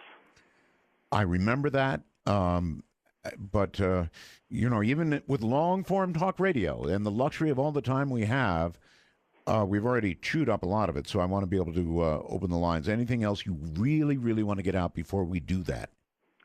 Well, the device, the cuff that I found that I call the Link artifact, right, is functional. It's functional? It's functional. Its function is what? Well, it's kind of a communication device and also a type of teleportation device. And you have this device now? I still have it. It's not in my possession, but I still have it. It's in good hands in non-communist Russia. Yeah, I think I'd have it in a very, very safe place myself. And what it does is truly fantastic. Let me tell you something, and everybody else at the same time. I was mailed some pieces that were allegedly from a UFO, one that crashed back in Roswell. And I've held on to those. I gave Larry King a piece, and I've held on to those pieces for a very, very long time. Linda's had them professionally tested, and Linda Moulton Howe, and she'll be on the program to talk about it. But what I'm getting at here is I've had some disturbances around those objects. And because of that, I've kept them in a very, very safe location. So yes, don't come looking because it's already happened. That's right. And it's already in a safe place beyond my control. So I don't blame you. I don't blame you a bit. But what's kind of interesting, Art, is the materials that you found in your Yes. pieces of metal Yes. are also in my piece. Oh, I had bismuth. the Link bismuth mag? artifact was analyzed in Osaka, Japan in 1999 by the University of Osaka. Really? And they did metallurgy testing and biochemistry testing and X-rays and all kinds of things. And they Do tell. What did they find? They found that the basic materials were silicon polymer, beryllium, aluminum, magnesium, copper, zinc, bismuth, gold, Wow. and some unknown, unidentifiable materials. That the layers inside of this thing, even though it's very thin in its actual thickness, it's only about 3/16 of an inch thick, is Right. made up of layer after layer of micron-type layers, 3 to 4 microns in depth, Wow. that is like plant material, like the fibers in a plant leaf. And they believe that this is a biological, living Good heavens. biology. But All right. it's a machine. All right. To clean up one thing before we take the break and then start to take calls. So, folks, if you want to dial now, be my guest. And we're going to screen the call. So just to make sure you've got an appropriate question. The obelisk itself, did anybody go back? Did anybody check whether it was still that? We did the next day. We drove back. Gary drove back, took a trailer and chains and a truck, and he was bound and determined to drag that thing out of the forest one way or another. It was gone. But the more interesting thing is all the plants and the ferns that I tore out underneath it were put back like it was pristine, like nothing had ever happened in that space. Wow. Like time had been reversed in that place. Okay. All right, Doctor, hold tight right there. Now we are going to open the lines. If you have a question for Dr. Reed, please give us a call. The number is 1-855-REAL-UFO. Or, if you wish, 1-855-732-5836. Now, I am led to think I understand that our lines are now open to Canadians as well as Americans. If you have a question, now would be the time. We're going to take a break here. And if we're able to get any other witnesses, we'll pursue that as well. We've got a couple of other numbers of witnesses here. It's quite a tale, no question about it. Alien in the freezer. This is Dark Matter on Sirius XM. It's a pleasure to be with you this night. My guest is Dr. Jonathan Reed, and I hope you've heard the story. If not, there's not going to be any way to catch you up. You'll have to get it on the repeat. But we're talking about an alien encounter, a very, very, very serious alien encounter. And we've got another witness who's coming forward. He would be Dan McAvoy, who is a UFO research investigator. We've got a call in to the microbiologist as well. But Dan McAvoy, if you're there, speak up now. Hi, Art. How you doing?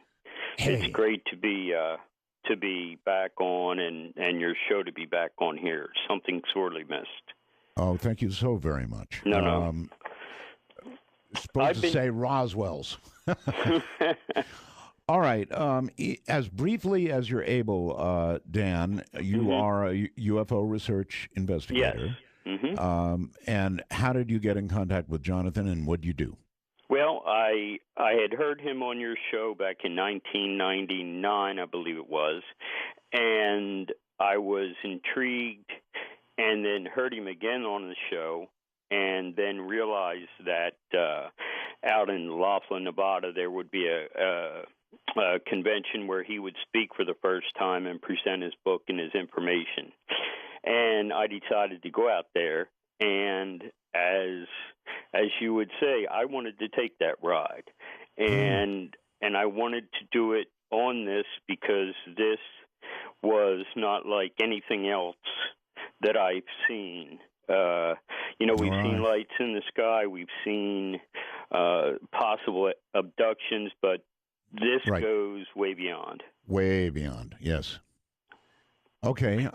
In what way can you witness for him? Well, I have, of course, spoken to people, videotaped people that knew him, professors, friends. I documented his life. We spent 15 years together doing this, and I guess the probably the strangest or most climactic experience was when Jonathan and I went to a hotel room with two other folks, and we shut the door, and everything was lit as it should be. We sat across from these two folks at a table. Basically, they said, "Jonathan, do you feel like doing this? You sure?" And he said, "Absolutely." And with that, one of them pulled a blue blanket, not blanket, but a blue wrap cloth out of his jacket pocket, and he laid it on the table, and it turned out to be the linked artifact itself, not encased in anything. It was just there. Okay. And Jonathan grabbed it, and before the three of us could do anything, he had already put it on his wrist, and it began to seem to clamp down on his wrist because of the three needles that are on the underside. And it seemed to turn blue, and the hardest part is that I think it was a form of teleportation because he wasn't there. After that, he shook violently, and then it appears he was gone out of the room. When you say he shook violently, Jonathan, is that the same kind of shake that you observed with the creature? I don't know if Jonathan's still there. He may or may not be. I don't. Okay, well, let me just ask you, was it that kind of vibration? I'm sure you've heard him describe it a million times, that alien vibrating at such a fast rate. Was it like that? It was like that, and that's what leads me to conclude that perhaps it was an interdimensional thing because of the vibration, and it is similar to the vibrations that that the alien and his dog encountered. It was almost too hard to see. All right. And then perhaps, in those kind of moments, minutes can seem like seconds. And within that time, I don't know, 15, 30 seconds, a minute at the most, there was a flash of light from up in the corner, sort of a golden light, and there he was. I mean, just as he was sitting at the table 2 minutes ago. So you actually saw him disappear, and you saw him reappear. Exactly. Okay. And you worked with the J. Allen Hynek Group, and you worked with MUFON, right? Well, yes, and this case has put a schism between those folks. There's been so much controversy, that they that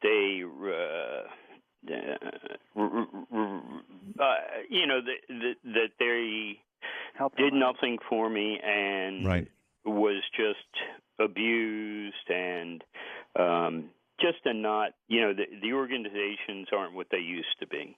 I understand. And it's a shame. But it was over this case, huh? Well, as far as I can tell from all the publications, talking with all the prominent researchers in the field, that's the sense I get. And it's because there's so much here, it's so deep, that others just want to skim off the top. And the other correlation, I think, is money. Through this, we've never, Always. in 15 years, have never taken money from anyone. We did it for free. We gave books for free. We handed them out for free. And this goes from California to Seattle, all the way down throughout Mexico, down into Central America, and then into South America. And it was so big, and the reception was so great that we didn't have to sell any books. You know, it didn't matter. I hear we you. gave books away just Dan, because. I'm Dan, sorry, go ahead. You're an ex-Army Ranger, close Yes. combat weapons specialist, paratrooper, Yes, sir. awarded many credits of valor and honor in your service. Thank you for your service to the country, by the way. You're quite And- welcome. And one more thing, I understand that you've had a series of strokes lately. Yes. So your coming on tonight really means a lot to me. Thank you. No, Art, thank you. It's been an honor and a pleasure. All right, you take care, my friend, and again, thank you for the witnessing, and thank you, especially not being fully healthy, taking the time to come on the radio. That's big to me. No, Really big. Art, it was my pleasure, and I'm so excited that you're back on. That we can be at the pinnacle again, and that's a great thing. Dan, thank you. Okay, bye-bye. Take care. Bye-bye. All right. That was Dan McAvoy. Obviously an amazing guy, and he has been in ill health, and it took a lot for him to come on tonight. Doctor, are you still there? Yes, I am, Art. Okay. May I add something at this moment? Yeah, sure. You know, Dan McAvoy is a great man. He is a great friend, and he has sacrificed a lot for me. And there are a lot of others who have sacrificed a lot plus their lives. There are 9 people who gave their life to help me, and other researchers who gave me support who are no longer with us also.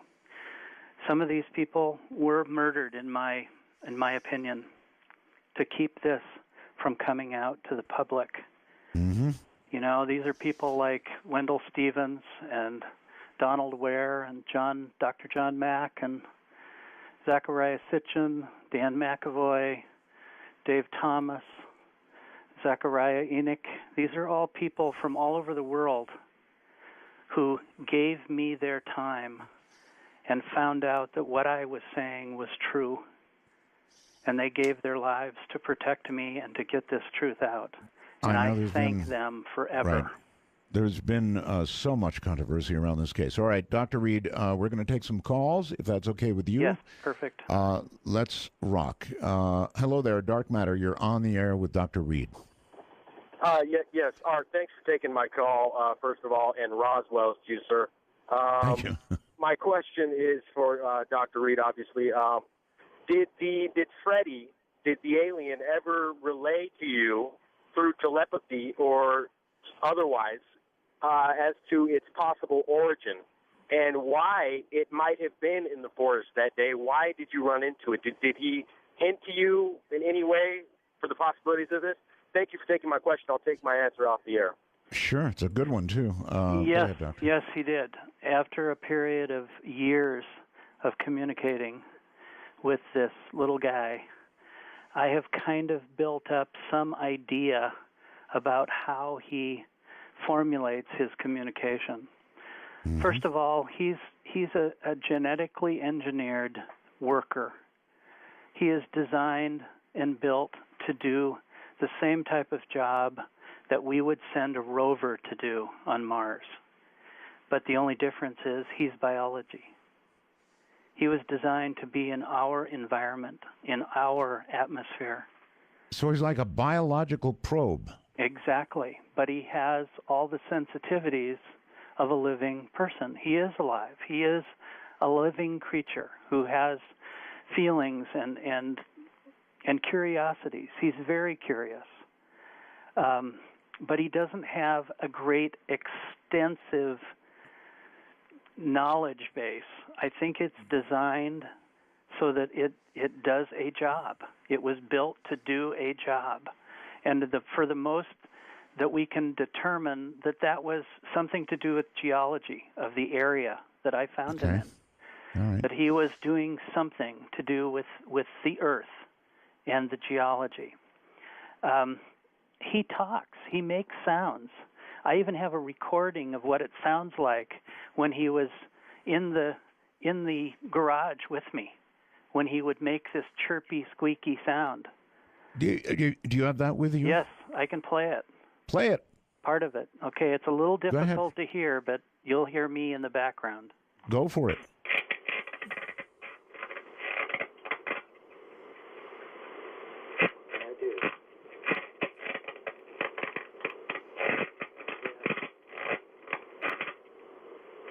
Wow. That's actually his. All right, that almost sounds like a Geiger counter, a kind of clicking sounds, huh? Well, when you listen to it in its entirety, you can actually hear him become more excited at one point and less excited at another. When I hand him a cup of water, he takes it from me and actually throws it at the empty cup at me to test me, to watch my reaction. Now, this isn't something that a non-intelligent being would do. This isn't something that an animal would do. All right, back to the phones. Dark Matter, you're on the air with Dr. Reed. Hello. Hello, Dr. Reed. Have you took any DNA samples of this space alien? And I'm SR-31 from Coast Gap. Goodbye. Okay. And there were samples taken, right? Yes, there were blood and tissue samples. Harold Chacon and two other biologists did the work. Two of them are dead. The head pathologist, the University of Washington Pathology Department, was killed in his office when they were ready to release this within a week. But again, the results of the testing. Many of the results are still available. We have actually published them on the web years and years ago. Okay. And of course, as soon as we would publish them, they would amazingly disappear within moments. Of course. Dark Matter, you're on the air with Dr. Reed. Hello. Hello. When I encountered an alien with my time with the Air Force, it made those strange noises too, and I could see the membrane in its mouth moving around. And the closest thing that I've ever heard recorded, unfortunately that recording, it was really hard for us to hear. It made wind chime-like noises that the closest thing I've ever heard of was the demon-possessed children. Sometimes they'll make tones that sound like wind chimes that are just things that a human vocal cord couldn't make. I'm just wondering if you could tell us any more about the chimes and sounds. He did make kind of a whistling, chiming sound sometimes. And I think it depended on his mood, his curiosity at the moment. He was extremely afraid, just like I was. You're right. He's right. That holding the phone up to that was insufficient. To me, it sounded like clicks, and I'm sure to the audience it did as well. It didn't go beyond that. But when you're trying to, just hold a phone line, you're a player, it doesn't work that well. But yes, he did make these kind of sounds. And to answer the previous caller, we believe that he's from either Orion or the Andromeda area of the sky. How did he relate that information to you? With a map of the sky and the stars and the constellations. Okay. Everything he speaks through is imagery, is either geometry or actual imagery, and not in words, but in visualization. Mm-hmm. And we've created a database of this information, not only from me, but from hundreds of other people and their encounters too. That's currently what I'm doing, is working with a Russian space communication group to build a database to communicate directly with them. Dark Matter, you're on the air with Dr. Reed. Hello. Yeah, hey, first, Lord, I just want to say Roswell. And Dr. Reed, I was wondering, okay, now if I understand your description correctly, Freddy was an organic being aided by inorganic technology. And actually I have a two-part question. The unfortunate loss of your dog, do you think that was just a reflexive fear-threat reaction? And did Freddie use? Do you think he used his own capabilities or the technology? Okay. In regard to this, I believe that Freddie probably was only defending himself when my dog came upon him. And it was like as if we were attacked by a wild animal. You do whatever you have to do to defend yourself, your life. And I believe that's actually what he was doing, but I believe that the technology of his suit, of this black suit that expanded itself around the head of my dog, was a defense mechanism to protect Freddie himself. So that's my belief. I have since spent lots of time apologizing to Freddie, telling him I didn't know what I was doing, that I didn't mean to hurt him, and that I now know he was only trying to defend himself. There has been, Did Freddie actually say anything to you about your dog? I mean, was there No. There's never been any kind of indication that he even understands what I said regarding my dog. So you think that was a purely defensive mechanism? Yes, I do. All right. Hello there. You're on the air on Dark Matter with Dr. Reed. Hi, Art. Jake here. Thanks for taking my call. Dr. Reed, You bet. you said that he communicated with you, and another caller asked that question, and you answered it pretty good. Have you ever gotten any feelings about what they're looking for? Why are they here? I know they're here checking out plant life, that kind of thing. But what is their purpose? Is there something more that they're wanting to do? Yes, there is. Wonderful question. Okay. It's very involved, the answer, but the short answer is yes, I have a pretty good idea of what they are doing. They are caretakers. They are caretakers of life, not only of plant life, but all life. This planet is nothing more than a huge, huge melting pot of life, a jewel in the universe, as some would say, where beings, where creatures have been put possibly to thrive and survive. And maybe we are the same. Maybe we are part of that group that was put here, and that we are also being carefully tended to, carefully loved. Were you made aware of his mission? I mean, for example, that encounter in the woods and the obelisk, he had to be in the middle of some mission or movement or something to be there at that time for you to have that encounter. What was Freddie doing? Were you ever made aware? It was something to do with the geology of the area, that they were monitoring something to do with that area. What's very interesting is if you take a compass up to that location, it'll just spin. It'll just spin endlessly. Really? And other people have gone there.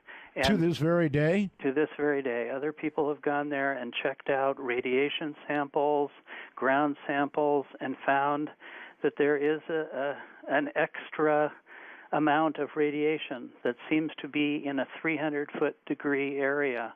More evidence. There is so much, Art.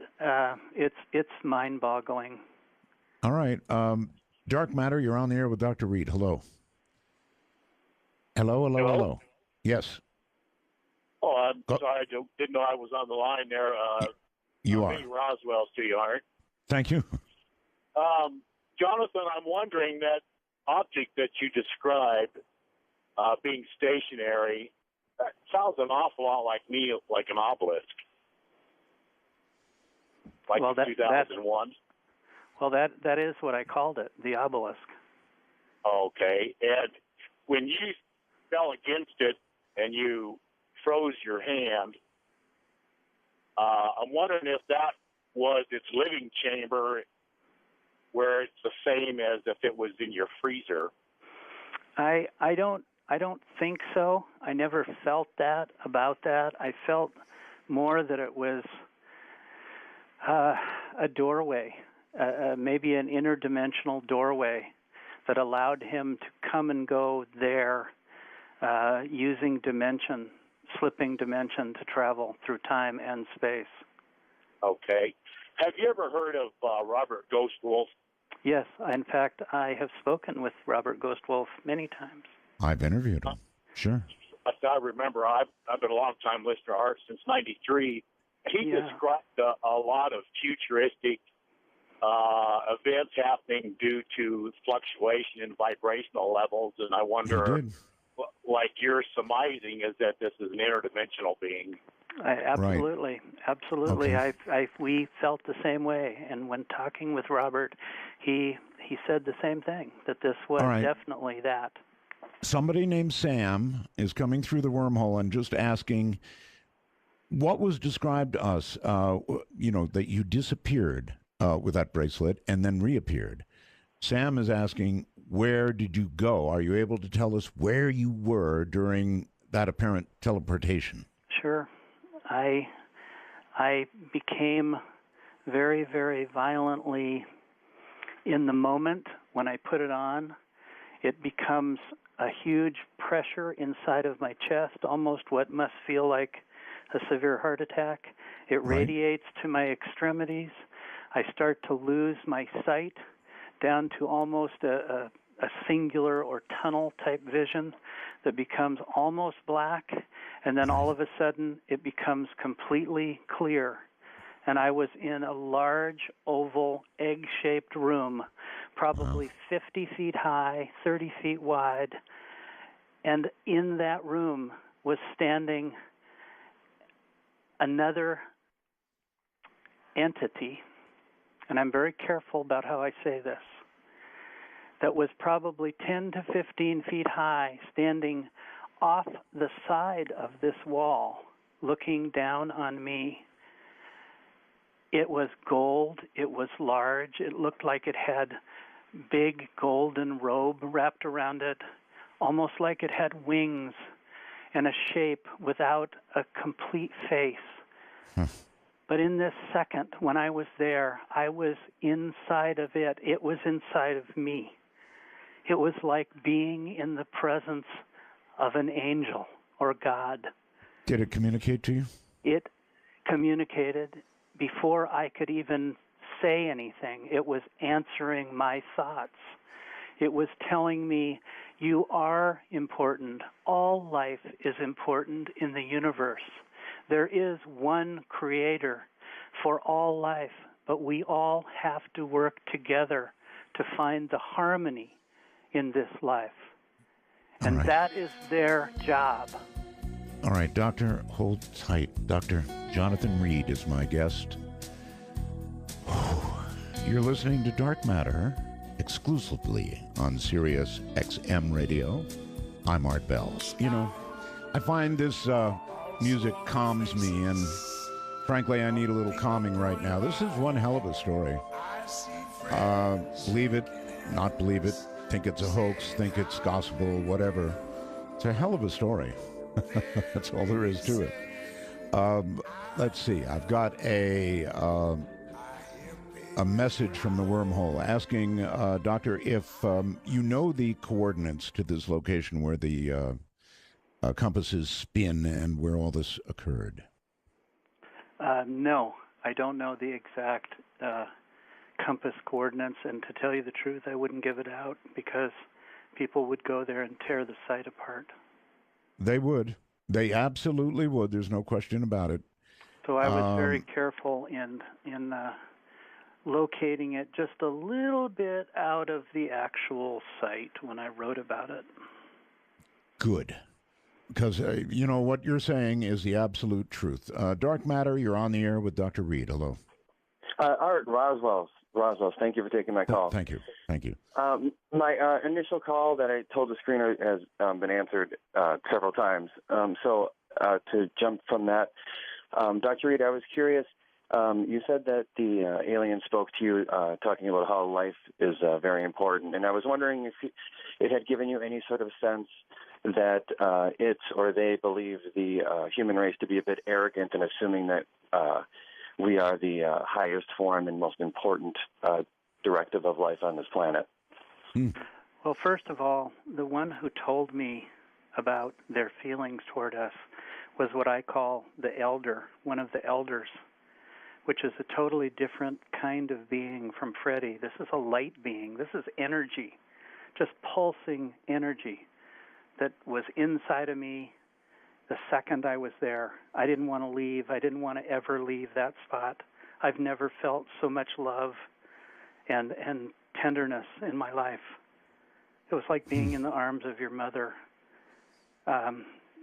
There was no feeling that we're arrogant to them. There was a feeling that we're naive, that we're young and we're very undeveloped, and that we need time to grow and nurture and feel what this life is really all about. That this life is to be lived, to find the harmony, to find the frequency in our lives, to learn to find that energy, that love that we are supposed to be experiencing. No complaints about American exceptionalism, huh? No. Okay. No identification of said area or territory. Okay. Dark Matter, you're on the air. Hello. Hey, Art, you there? I am indeed. Mega Roswells to you, Art. Roswells indeed. Thank you. Hey, Dr. Reed, real quick, I'll cut to the chase and listen off the air, but obviously Freddie has turned your life upside down and many others around you. If you could take it all back, would you? Would you not want to be the one that had to deliver the message? Thank you. What a great question. Thank you. Great question. If you could undo it all, if you could just have it disappear, kind of like you do with a bracelet, would you do that? Well, on one side of that question, absolutely. I had a great life prior to this. I had all the things that represent the American dream. But since then, since all that was taken away, what I was left with was the ability to see beyond what life I had before. And now I know that there is so much more to this life. There is so much, shall we say, miracles everywhere. And I'm not talking about religion. I'm talking about the magic of life, of nature. Itself, yes. Well, the question was, would you undo this? Would you undo it? No. No. Not by what I now know. Because I remember when I first interviewed you, I think you would have undone it, but quick. Well, that's what I said originally. When it had torn my life apart, I was left with nothing. But in the last 10, 12 years, since I stopped publicly speaking, since I decided to basically court the science side of life one more time, I have been sought out by science groups and universities all around the world. I have spoken to heads of state and heads of countries about this. I was invited by the Vatican 1 month ago to speak with the new Pope. Oh, isn't that interesting? Are you going to do it? I've done it. You did it? I did it. Who told me, Jonathan, you are a messenger for all of us. You spoke to the Pope? I stayed in the Vatican for 4 days. Holy smokes. No pun intended. An incredible you were invited? You were invited to the Vatican? I was invited for two reasons. One, I had met the past Pope when I was in the hospital in Mexico some years back, and he happened to be in Mexico. And he was visiting the hospital, and I had an opportunity to talk to him because I was sick in the hospital also. I had actually died for 19 minutes. And you actually arrested? Physical signs all gone? Wow. Yes. That's another subject I'm really interested in pursuing. And he came to talk with many people, not just me, but he said that this is a good thing. He actually asked me, Pope Benedict asked me, how can we help them? How can we help the aliens? Okay.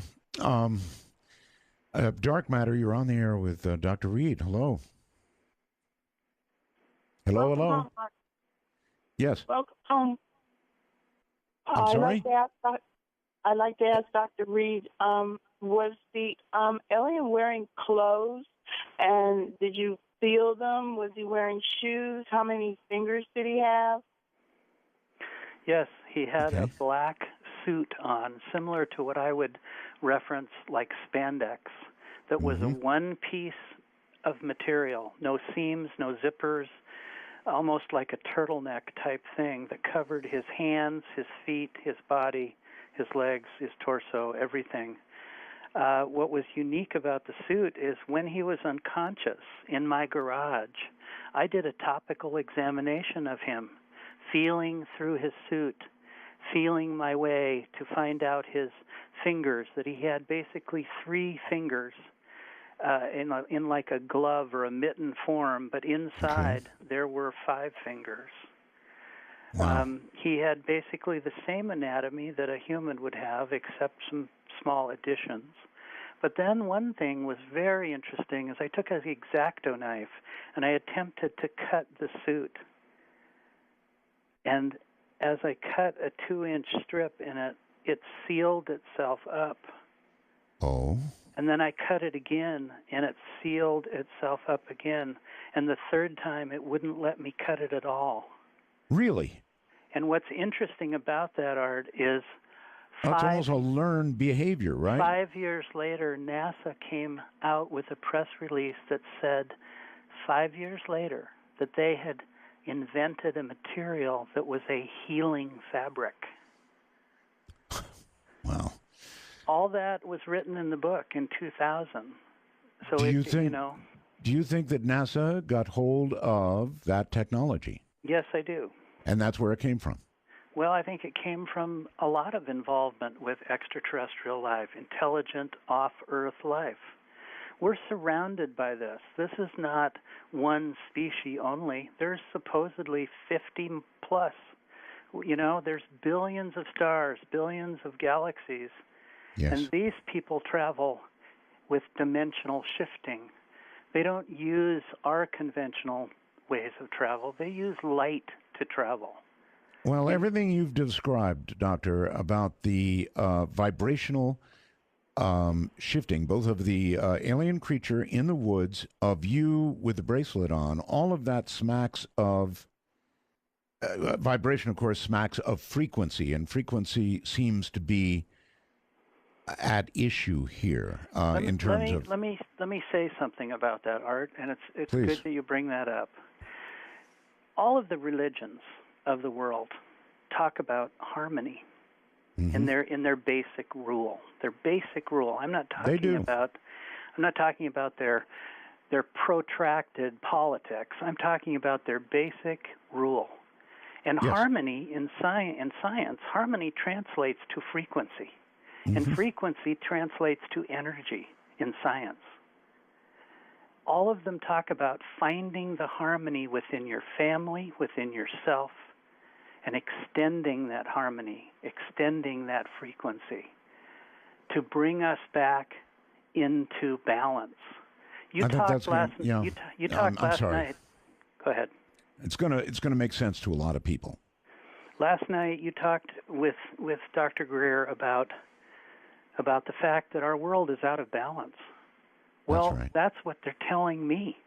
Every time I've gone away, every time I've been able to speak with these elders, these incredibly warm, loving, gifted angels, they talk about finding the balance in our life, that it's so simple.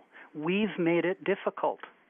We're the ones who have put on blinders and refuse to bring it back home. You want to find love in your life, Art? Look in your daughter's eyes. Oh, I know. And if Dark matter. if we did more of that, think how much better the world would be. Dark Matter, you're on the air with Dr. Reed. Art? Yes. Oh, yeah. Just a moment. Art. Boswell's to you. Thank you. And as a ham, I was wondering, I know you go on, I guess, 80-meter band? Or I do, yes. 160-meter band. Actually, I'm on all of them. Are you planning on doing any sort of after-show net?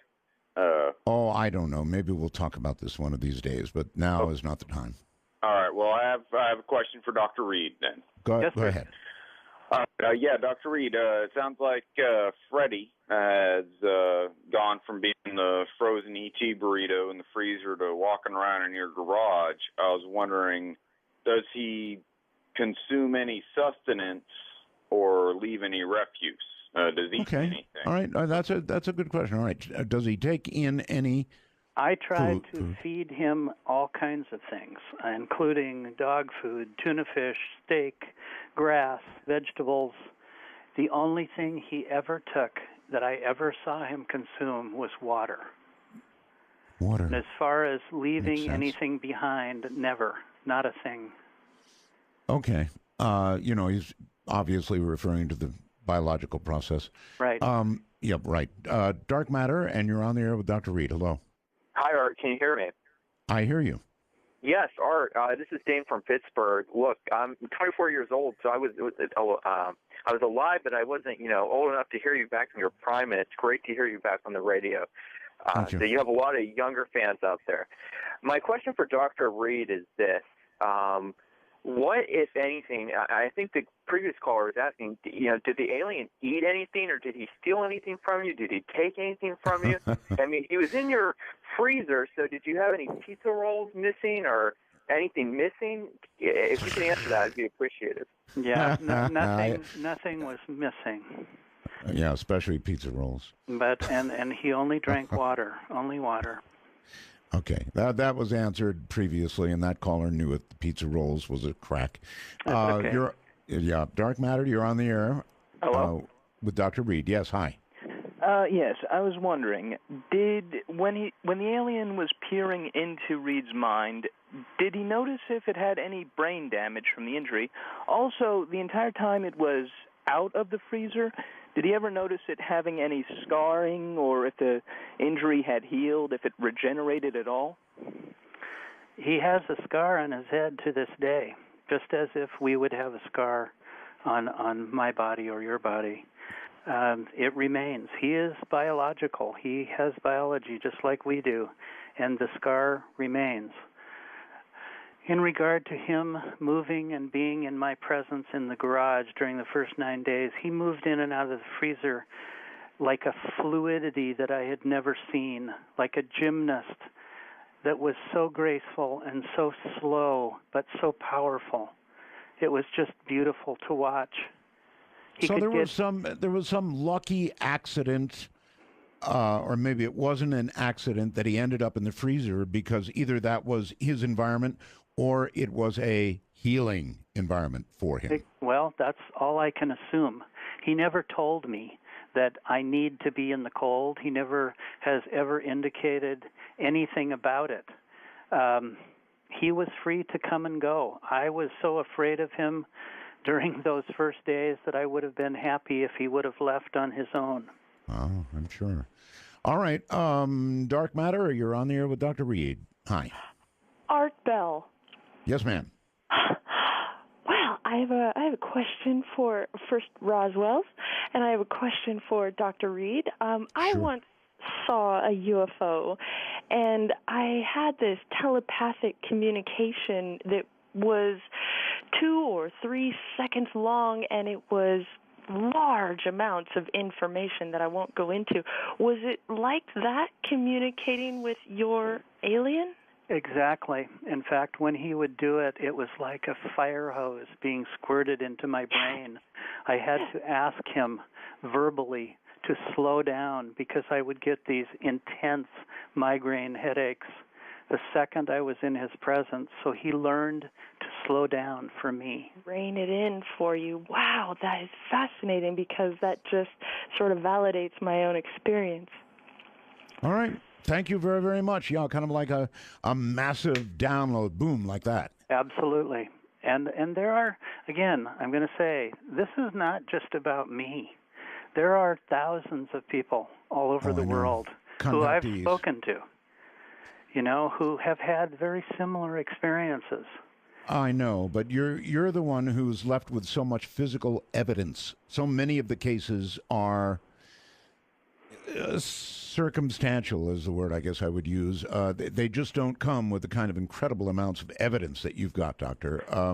Dark Matter, you're on the air with Dr. Reed. Hello. Hi, Art. Roswell's to you. And, Doctor, my mental buffers are backing up with questions about the bracelet, so I'll go quickly and be brief. I was surprised in the interview you mentioned you had some health problems since all this started happening. I almost expected you to say when you put the bracelet on that it had healing properties for you. My question, plural, is number one, is there any ongoing testing or research with regard to this bracelet and its properties? And the second question is, has anybody else ever put it on? I would have brought it and asked the Pope to put it on. Well, first of all, yes, somebody else has tried to put it on. In fact, the initial person who put it on after I did was Robert, and he was immediately sick for about a week. I mean, really, really sick, like I was in the woods. Now, he didn't go anywhere, but he put it on when I happened to be going to the bathroom in the other room just to try it, and it didn't work. Now, two other scientists have attempted to try it, and both of them are dead. One died immediately, and the other one died a week later. It is being tested, and it is being used for the communication that we are setting up. Something you need to know, Art, and I need to say this. Sure. This is not just about ETs. This is not just about visitors from other planets. This is about life and how we all need to evolve and need to extend ourselves to other life. That's what they're telling me. That's what they're telling many other people. In the visits that I've done to use this artifact, it's like being in the presence of God. But I try to take that out of it. I try to see it for the science and the information that I can get out of it. But I understand why you would feel that, though. I do understand. We are being shown and given direction that probably has been given to us for centuries by a teacher here and there, all over time. I am not special. I didn't want this to happen. I could have much preferred to give this to you, Art, than for me to do this. But for some reason, I have this responsibility. And I've decided, since so much of it now has encompassed my life and changed my life for the better, I have decided I will take the responsibility to tell people simply what I know. Nothing more, nothing less. All right, Doctor. We've got one more break and one more round of questions, and that's it. Dr. Jonathan Reed is my guest. This is Dark Matter. I'm Art Bell, exclusively on Sirius XM Radio. Maybe after you've had an experience like Dr. Reed's, you don't fear the Reaper anymore. Good evening, everybody. I am Art Bell, and Dr. Reed is still here. We'll take some more questions with what time we have left. Hello, you're on the air. Dark Matter's listening. Hi. Art Bell. Yes, sir. Roswell's. Roswell's, thank you.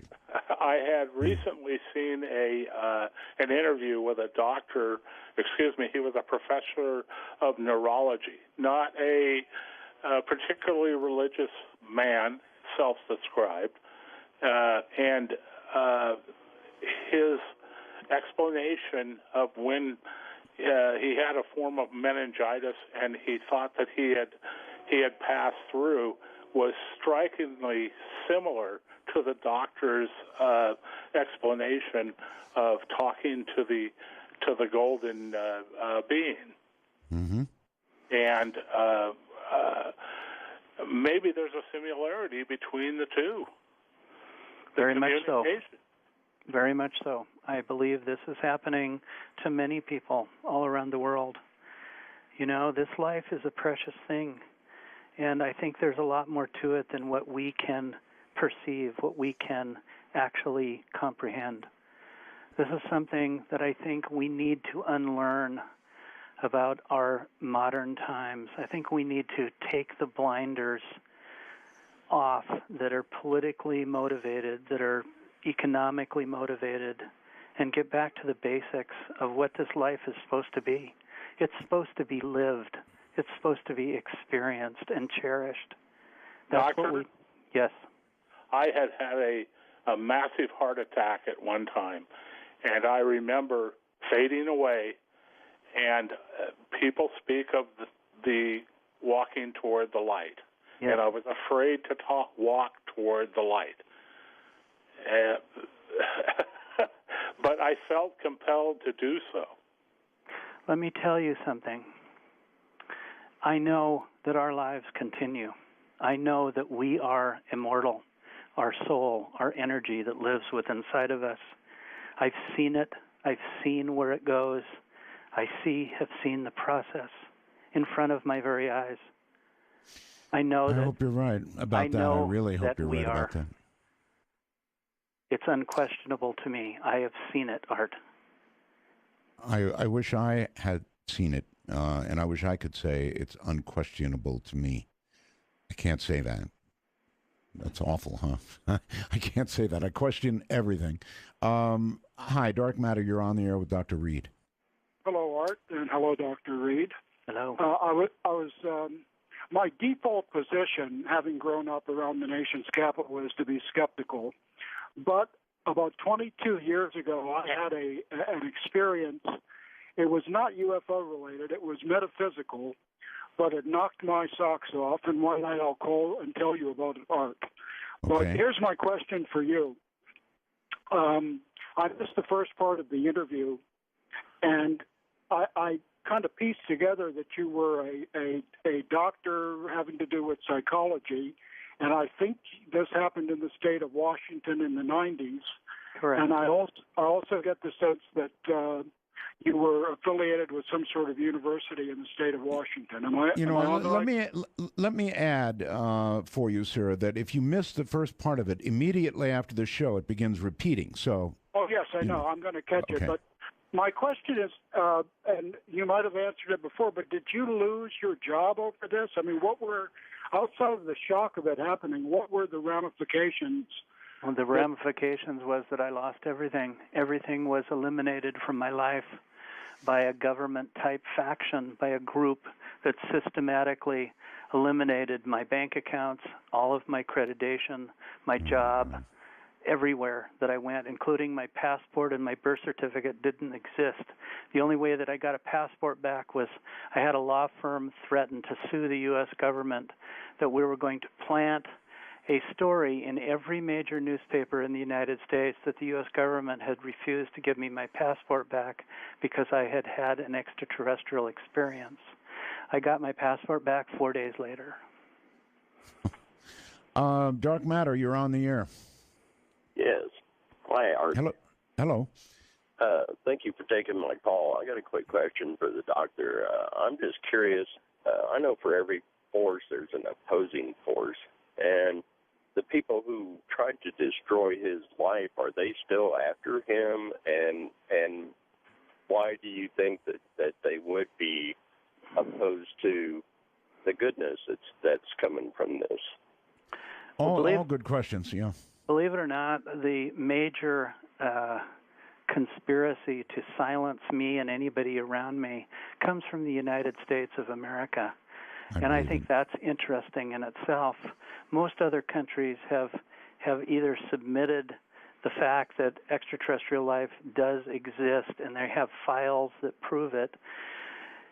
They don't seem to bother me. They seem to leave me alone. I live in Vancouver, Canada, and and for the most part, I don't do much in the United States. As of 2004, I quit speaking in the United States because too many people were dead, and I decided I would go a different direction. And it's not that I'm not speaking. It's that I'm speaking to a different type of group who's willing to listen. And that's all I've ever asked, was just for people to listen. Right. The wormhole is asking what happened to Gary. Is Gary alive or dead? Well, after we went on your show, Art, I had not had any contact with him for years. Nobody thought he was alive, and some relatives of his called me, verified, in fact, who I was, and I went to see him. Gary had been beaten and left for dead on the side of a road with severe brain injuries, and literally was on his last moments. And I used the Link artifact and took him with me to that round room and saw his life change before my eyes. I saw him, his spirit, his energy, his life force, whatever you want to call it. I saw it given back to him and him put in to the collective. And those are my words. Everybody who's even had a brush with you and this whole thing has been affected dramatically, haven't they? Yes, and we're still standing, Art. That's the amazing thing. We don't do any advertising. We don't do any, like Dan said, we've probably given away as many books as we've sold. But by the grace of God, by the grace of other people who have helped this to continue, I will keep speaking to those who want to listen, because I know something. I know that our life, our civilization, our humanity needs to evolve, because we're in trouble. We're in really big trouble right now. I agree with that. And some of the answers are so simple, and I believe we can find them together. I believe that when we reach out across the airwaves, across the table, and touch the person across from us, we're giving them part of ourselves. We are giving them part of our energy, part of our life. That's what we need to do. We need to bring it back to that kind of simplicity, where our lives are shared together to enhance each other, where our energy helps each other grow and evolve. Well, I couldn't agree with you more. Whatever with the rest of this story, what you just said is absolutely true. We're in deep trouble, and we need a new direction. That probably is obvious to everybody. Well, I've taken the responsibility of the gift that I was given, and I now take it very seriously. And I know that others need to listen. Others need not just to me, but to the idea that life can be so much better if we just work together. Dr. Reed, we're leaving all the lines full, zillions of them blinking. Thank you for being here. Thank you for the message. Thank you for taking the calls. And most of all, thank you for relating the story in such great detail once again. Art Bell, I want to say, Roswell, I want to say God bless to you, your current family, your past family, and find that harmony. Good night, my friend. Good night. Thank you. You can't see the mountains. You can't find out where the haze is coming from. Normally, if there's a fire, we know about that, and then we get smoke or whatever from California or wherever. No fires. No reason for the haze. No statements from the Weather Bureau. I hope it's not Fukushima dust. So, and this, one last sort of note, and that is, last night we were discussing, everybody wants to welcome me back to radio, and, that's really cool. And I know you're all welcoming me back to radio. But instead of doing it, we're going to adopt from Rush. Rush used dittos. Well, somebody sent me an email, and I don't know how to give credit because wait a minute, maybe I do. Yeah. How about this? Fred. How about Roswell's, folks? If you want to wish me welcome back to radio and all that stuff, just call up and say Roswell's, Art. And that'll do two things. One, it will take care of welcome back, and it's great to hear you again, and all that sort of thing. And two, it'll keep Roswell on everybody's mind, as well it should be. Looking very quickly around the world, Beirut. Seems now they've mapped out the trajectory of the rockets that delivered the nerve agent sarin. And the trajectory looks right at the government. So 'twas not, apparently, the rebels gassing themselves or anything like it. Just what you thought, the government. They're the ones with the rockets. Passengers screamed stop, stop seconds before their bus crashed through a crossing barrier in Canada and then into a commuter train during the morning rush hour in Canada's capital on Wednesday. 6 dead, 34 injured. In Egypt, they're letting the ousted President Morsi talk to his family, and he's okay, I guess. In Mexico, they've got storm after storm after storm. And I believe there are as many as 80 dead now there in the hurricanes that have been spinning up off the coast of Mexico. So not good news. All right, in a moment, you're going to take quite a journey. We're going to be talking to Dr. Jonathan Reed. And boy, let me tell you, this guy has a story to tell that's going to curl your hair. So stand by. Let me talk to you for a moment. You trust me, right? I hope you trust me after all these years. It's something called the Centna Ally. And boy, is it an ally. Instead of a little tinny sound coming out of your cell phone, all you do is put your cell phone together by Bluetooth with the Centna Ally, and then you've got music that sounds like a concert hall. I'm not kidding, folks. It sounds that good. I've shown this to my friends, and they all want it, and then all their friends want it. It's one of those things you have to see to believe. Go to the ccrane.com website and see it. I want you to see it because it's hard to describe. It's kind of a half circle. Anyway, you can carry it anywhere. It's light, powerful, rechargeable, can accept Bluetooth, USB thumb drives, SD cards, and on and on and on, anything you want. Full stereo sound that makes a... Well, frankly, it makes most stereos sound lousy. It's that good. You can take it anywhere, picnics, room to room, whatever you want. And it'll stay connected by Bluetooth. It is so cool. It is exactly $69.95, which I wouldn't have believed. $69.95, the Centna Ally. If you trust me about cool electronics, gadgets, trust me on this. Their number is 1-800-522-8863. That's 1-800-522-8863. The C. Crane Company. This is Dark Matter, and I'm Art Bell. I'm going to sort of stop the phone numbers for now because we're going to start the show. Internationally known contactee, experiencer, author, and lecturer, Dr. Jonathan Reed, whose stated articles have appeared both on international and domestic television, radio, and internet programs, such as Infinito, I hope it is, channel, the Discovery Channel, MX Costa Rica, Peru, Dreamland, Televisa, and the BBC, speaking in South and Latin America, Europe, and Russia. And he's done some touring since the show, huh? Along with speaking many times with me. He put renowned radio talk show host Art Bell, me, as well as many others in countries all around the world. His story of personal alien contact is truly one of the most widely speculated, one of the most controversial, and most debated and compelling cases of our time.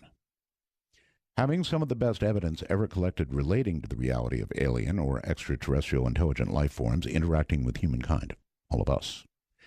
His case has also been right, exactly, to detangle her from some kind of animal. Got it. But instead, there was this thing tearing my dog apart, and all I remember is the insane feeling of, I have to stop this. I have to stop her from dying. I have to, and it was way too late for that. Oh, but I had so to stop. understand that. I so understand that. How It's long like have you your had child. you? How long? Oh, of course, yes. How long had you had her? Well, I had her about 6 years. Oh, She was about 7. She was an orphan, showed up on my doorstep.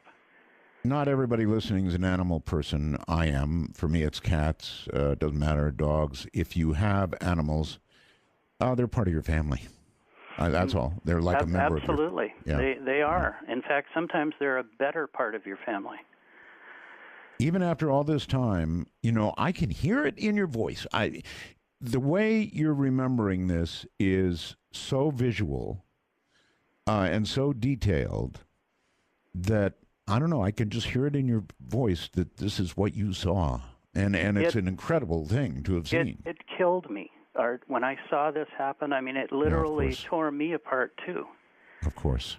And, but it even became more insane to me, because the second I hit this thing, trying to kill it, and I wanted to kill it, it screamed, I screamed, I think in triumph of trying to stop what I was witnessing, but I almost missed it. I mean, I'm not an athlete. I'm 190 pounds, and but I almost didn't hit it. But as I struck its head, it started to fall down. The branch had breached its skull. It had broken its skull. So this fell thing to was the ground. definitely solid, right? Oh, absolutely.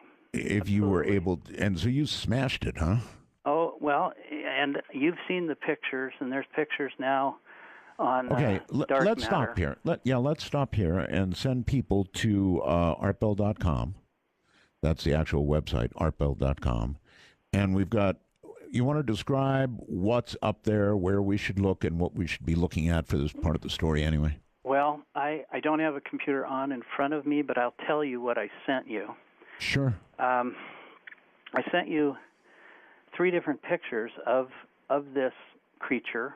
We'll call him a creature at the moment. And this was after I had knocked it down and laid it on a thermal blanket that I had in my pack. But you can see its head, you can see its neck. It's very old looking. It has veins and eyelids and a mouth and no ears. It has ear canals. If you expand the one side view, you can actually see the ear canals. Everybody better go take a look, artbell.com, and he actually has pictures of the creature. I would say this. The second one is my favorite, or is it the first? There's 3. Oh no, the third one is my favorite. Now let me just say something here, because it's important. These pictures were taken prior to digital photography. Mm-hmm. In 1996, we were still using film. This is 35 millimeter slide film and negative film. By the way, Doctor, hold on. I want to bring something up. Mm-hmm. I know it's 35 millimeter.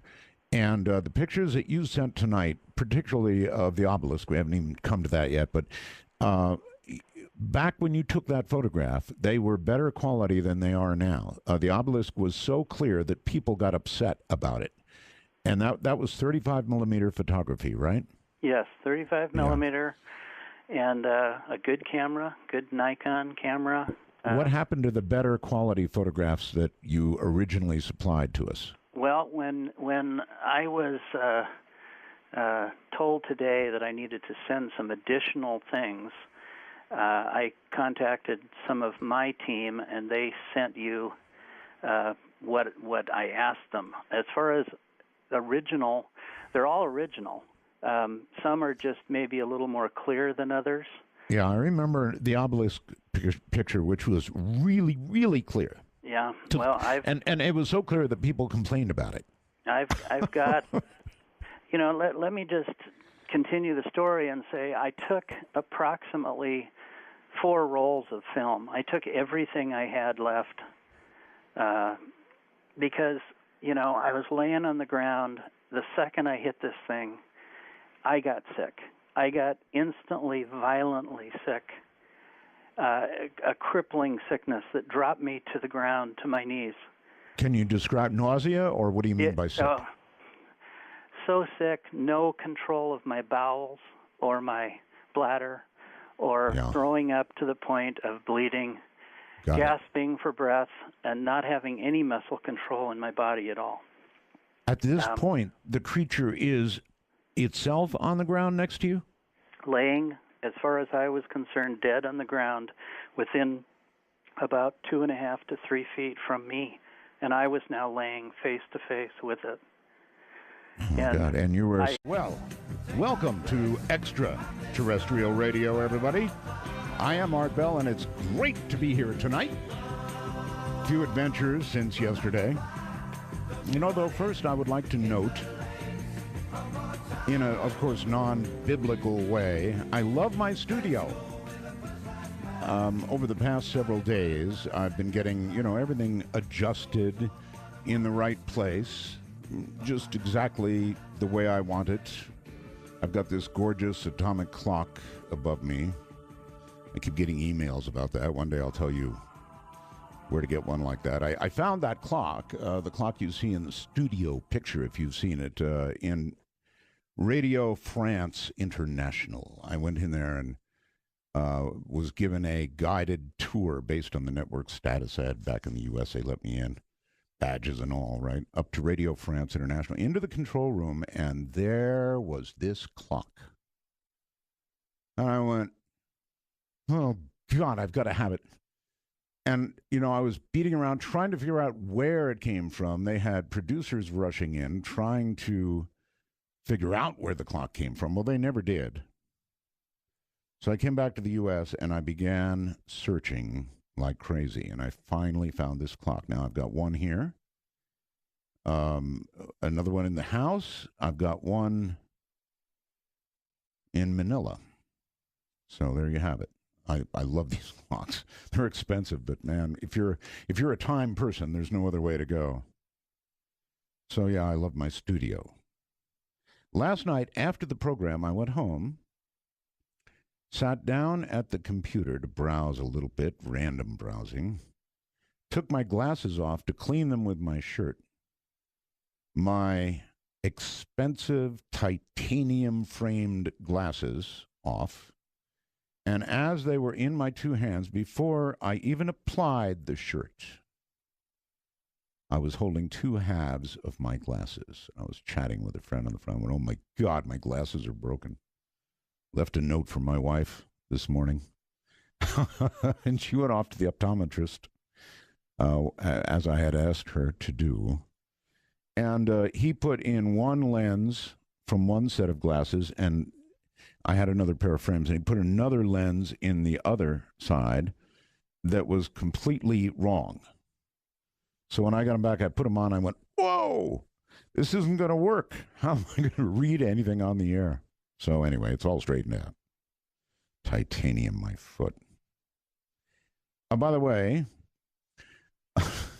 last night, Dr. Greer, his wife, Emily, you know, she's a sweetheart, and she told me, look, Dr. Greer is really tired. And he's been hopping from continent to continent. Remember, he talked about that secret meeting. Continent to continent, and he really has been. And I said, well, sit him down with a cup of coffee. And I think she's sat him down with a cup of coffee and a pot of coffee and maybe some Red Bull. I have no idea, but boy, that guy could go. All right, I've got some news for you. And by the way, when a guest goes like that, There's nothing to be done. Either you interrupt them, and you get, it sounds really rude, or you don't. And that's about all you do. And I don't interrupt. I've got good news for you. Oh, Canada. Oh, Canada. Guess what? Canada was unable, a whole country, mind you, was unable to call our 800 number, which, by the way, is 800. No, it isn't. It's 855. I guess it's still technically in the 800s, right? 855 real UFO, or 855-732-5836. Now Canada can call. They've unlocked the entire country of Canada. Thank you very much, SiriusXM. And thank you for other things, too, SiriusXM. Thank you for the sound quality. I've been getting a number of emails saying, my gosh, Art, the sound quality is really superb. And you know why? Because SiriusXM upped the sound quality for this show. That's right. They upped it. So now you know, but I want to thank them for that. I'm very sensitive to sound, as you know. You know how I feel about cell phones, right? Well, they've upped the whole sound quality. I'm talking about on the satellite. No minor matter. Big improvements in the wormhole. I could barely read it before, and now Keith has made it friendly. Has a blue background, white letters. I love it. So, a lot of changes down here. I want to remind you that if you have a guest or that you think would be ideal for the program, you want to contact Paul Bowman. Paul loves getting emails. He's been telling me how much he loves getting emails. So if you have a guest you'd like to book for the show, go to artbell.com and find Paul Bowman's name. He's my producer, and he will take care of you. So there's one other thing. Here in the desert, normally we have really, really clear skies. Absurdly clear skies. But right now, and since this morning, we have had this haze. Oh, it's freaky. Been featured in varied ET articles, television programs, literature, numerous publications around the world. Ladies and gentlemen, Dr. Jonathan Reed, great to hear your voice, buddy. I am hearing it right. Happy Roswell, Mr. Bell. There you are. Just say Roswell's. Roswell. That really does it, Roswell's. So, how the heck are you, Dr. Reed? Boy, you got a few days? I got a few hours. I'm doing good now, and we'll get into some of those details later, but I'm doing well, and I certainly appreciate the opportunity to be back on with you.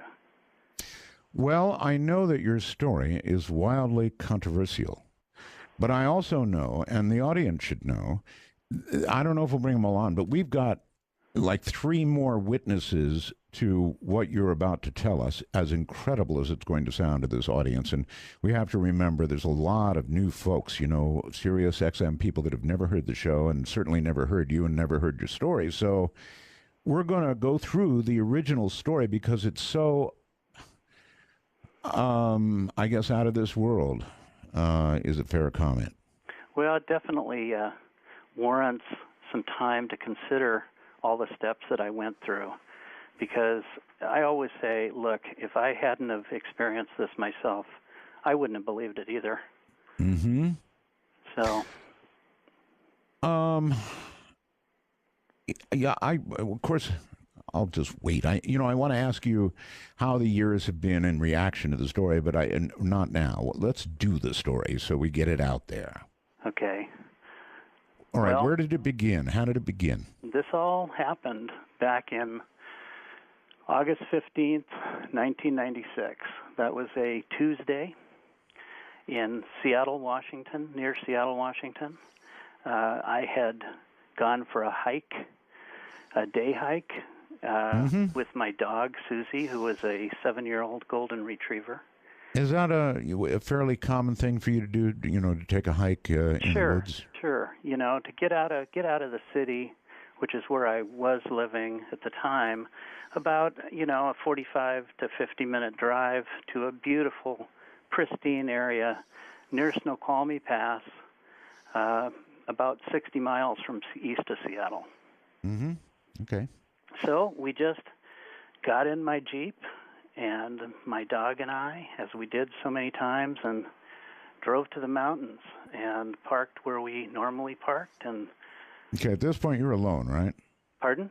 You're alone, right? Yeah, Just you and your dog. Just me and my dog. Okay. In the afternoon. This was, at that time, it was about 1 o'clock in the afternoon. Okay. And so we just got out, and like I said, it's the Pacific Northwest, Washington State, is a beautiful evergreen area that has lots of trails and old logging trails, and that's essentially what this was.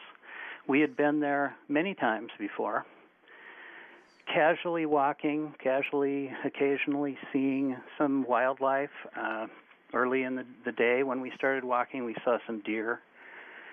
And this was common, and you could take your dog off the leash and let her run, and she could just have all I know, that in the dog Northwest is gorgeous, Doctor. It's just a gorgeous place to live, and when the weather is nice and it's not raining, then, and particularly in August, I mean, you're August 15th, middle of August must have been really October nice. 15th.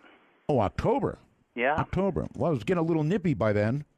Well, it can get crisp late in the afternoon, but we have some late summers. And this happened to be a very warm, late summer day. It was a little bit overcast, but for the most part, very, very nice fall day. Okay.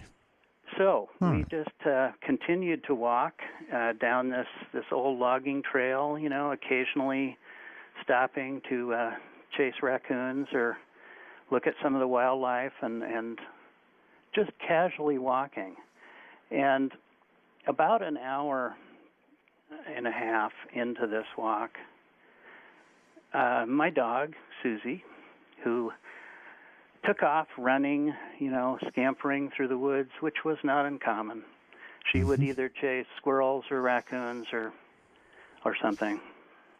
But it was her freedom. It was her time to, escape the leash from the city. Sure. And she was a great dog and followed direction well. She would come when I called her, and she would stay next to me when I would say stay. So she was pretty obedient. But this time she ran off, and she was barking, and I didn't think too much of it at first. And then I could hear her barking, the sound of her barking change. It sounded more like she was in a little bit of distress. Right. Or maybe had found some kind of animal that was backed up against a tree or something. And again, I didn't panic. I figured, okay, well, she'll, get out of there in a moment. And Susie was a pretty big dog. She was about 80 pounds. So, big golden retriever. So as I continued to walk, and I couldn't see her, but I could hear her, and it sounded like she was probably 150 yards up the trail. It's not too hard to hear when a dog is in distress because the bark kind of is a little whine comes with it. Right, and at this point it started to change almost to a yelp. So I knew something had happened. Something was different. You get to know your dog's, voice, and I just knew something had changed. So at that point, I increased my speed and hurried along, and I still couldn't find her because the underbrush in this area is very dense, and there's a very heavy tree canopy, and I could not see her, but I could hear her, and I was getting closer and closer to where she was. So at that point, I figured, okay, she's probably either treed a raccoon or maybe even a small wildcat, because we have those in the area. And if that were the case, she'd be in trouble. She could be very, very seriously in trouble. So I set my backpack down, and I grabbed a branch that was laying on the side of the path that was the size of a long baseball bat, and so I just picked it up and I figured, okay, I'm going to go and probably untangle her from a skunk or a raccoon or something. And I ran forward and still listening to her sound of her yelping now. Sure. And I couldn't see her, but I knew I was close, and I just ran over this little ridge and kind of jumped down through the underbrush. And all of a sudden I saw her engaged with what looked to me at the time like a small size dimension figure, very dark, almost black, and it was the size of a child. It was mostly the size of a child, but what I was seeing... God, my memory is awful. I don't remember this from the first story. You're saying you saw a small being... Not fully. When you say dimensional, does that mean not solid? No, it was solid. It was solid, but the darkness of the area, and at the moment I saw it, it was shaking. It was vibrating like a paint shaker. So you could not really accurately see the outline, the exact outline. And now that I remember, shaking like a paint shaker, kind of vibrating, so that the outer very quickly. Yeah, extremely quickly, so that all I could barely see was the outline. But my dog, it appeared to me at first that my dog had this thing by the arm. And I yelled, "Susie, let go." And then I realized, and this is what everyone needs to try to remember. From the second that I first stepped down to see this scene, it was approximately 10 seconds. Right. And a lot of times in real life, when something this incredible is happening to you, time kind of slows down. Oh, exactly. And even describing it doesn't give it justice to how fast it happened. And anyway, what I saw was my dog it looked like my dog with her mouth was attached to the forearm of this thing, and they were both vibrating, and my dog was yelping. But then all of a sudden I saw clearly that it wasn't my dog that had a hold of this. It was the arm of the thing that actually extended. If you can imagine part of your arm molding itself on the head of my dog. Oh, Lord. You mean kind of disappearing into the head of your dog? Grabbing the outside of the head of my dog, and then before my very eyes, I saw my dog being torn apart at the jaw. I mean, her body was ripped from her jaw down to her backbone. There was blood everywhere. And at this moment, this thing stopped and looked at me. It stopped shaking just for a second and looked at me with these big, dark eyes, and then turned back to my dog, and my dog started to literally implode, literally disintegrate into what looked like a hole in her body. I mean, it literally started to just get smaller, like if you can imagine something vacuuming something up from the inside out. Her body started to fall into this dark space, and then all that was left was this white-gray ash that fell to the ground. And at this point, I jumped forward and hit this thing as hard as I could in the head with this bat, trying to kill it. And it screamed, and I screamed too. You had a bat? Well, I had picked up this branch. A branch. You're right. Along the way, I had just. I got you. Up. Okay. I, in other words, you were expecting probably to be fighting off some animal. I was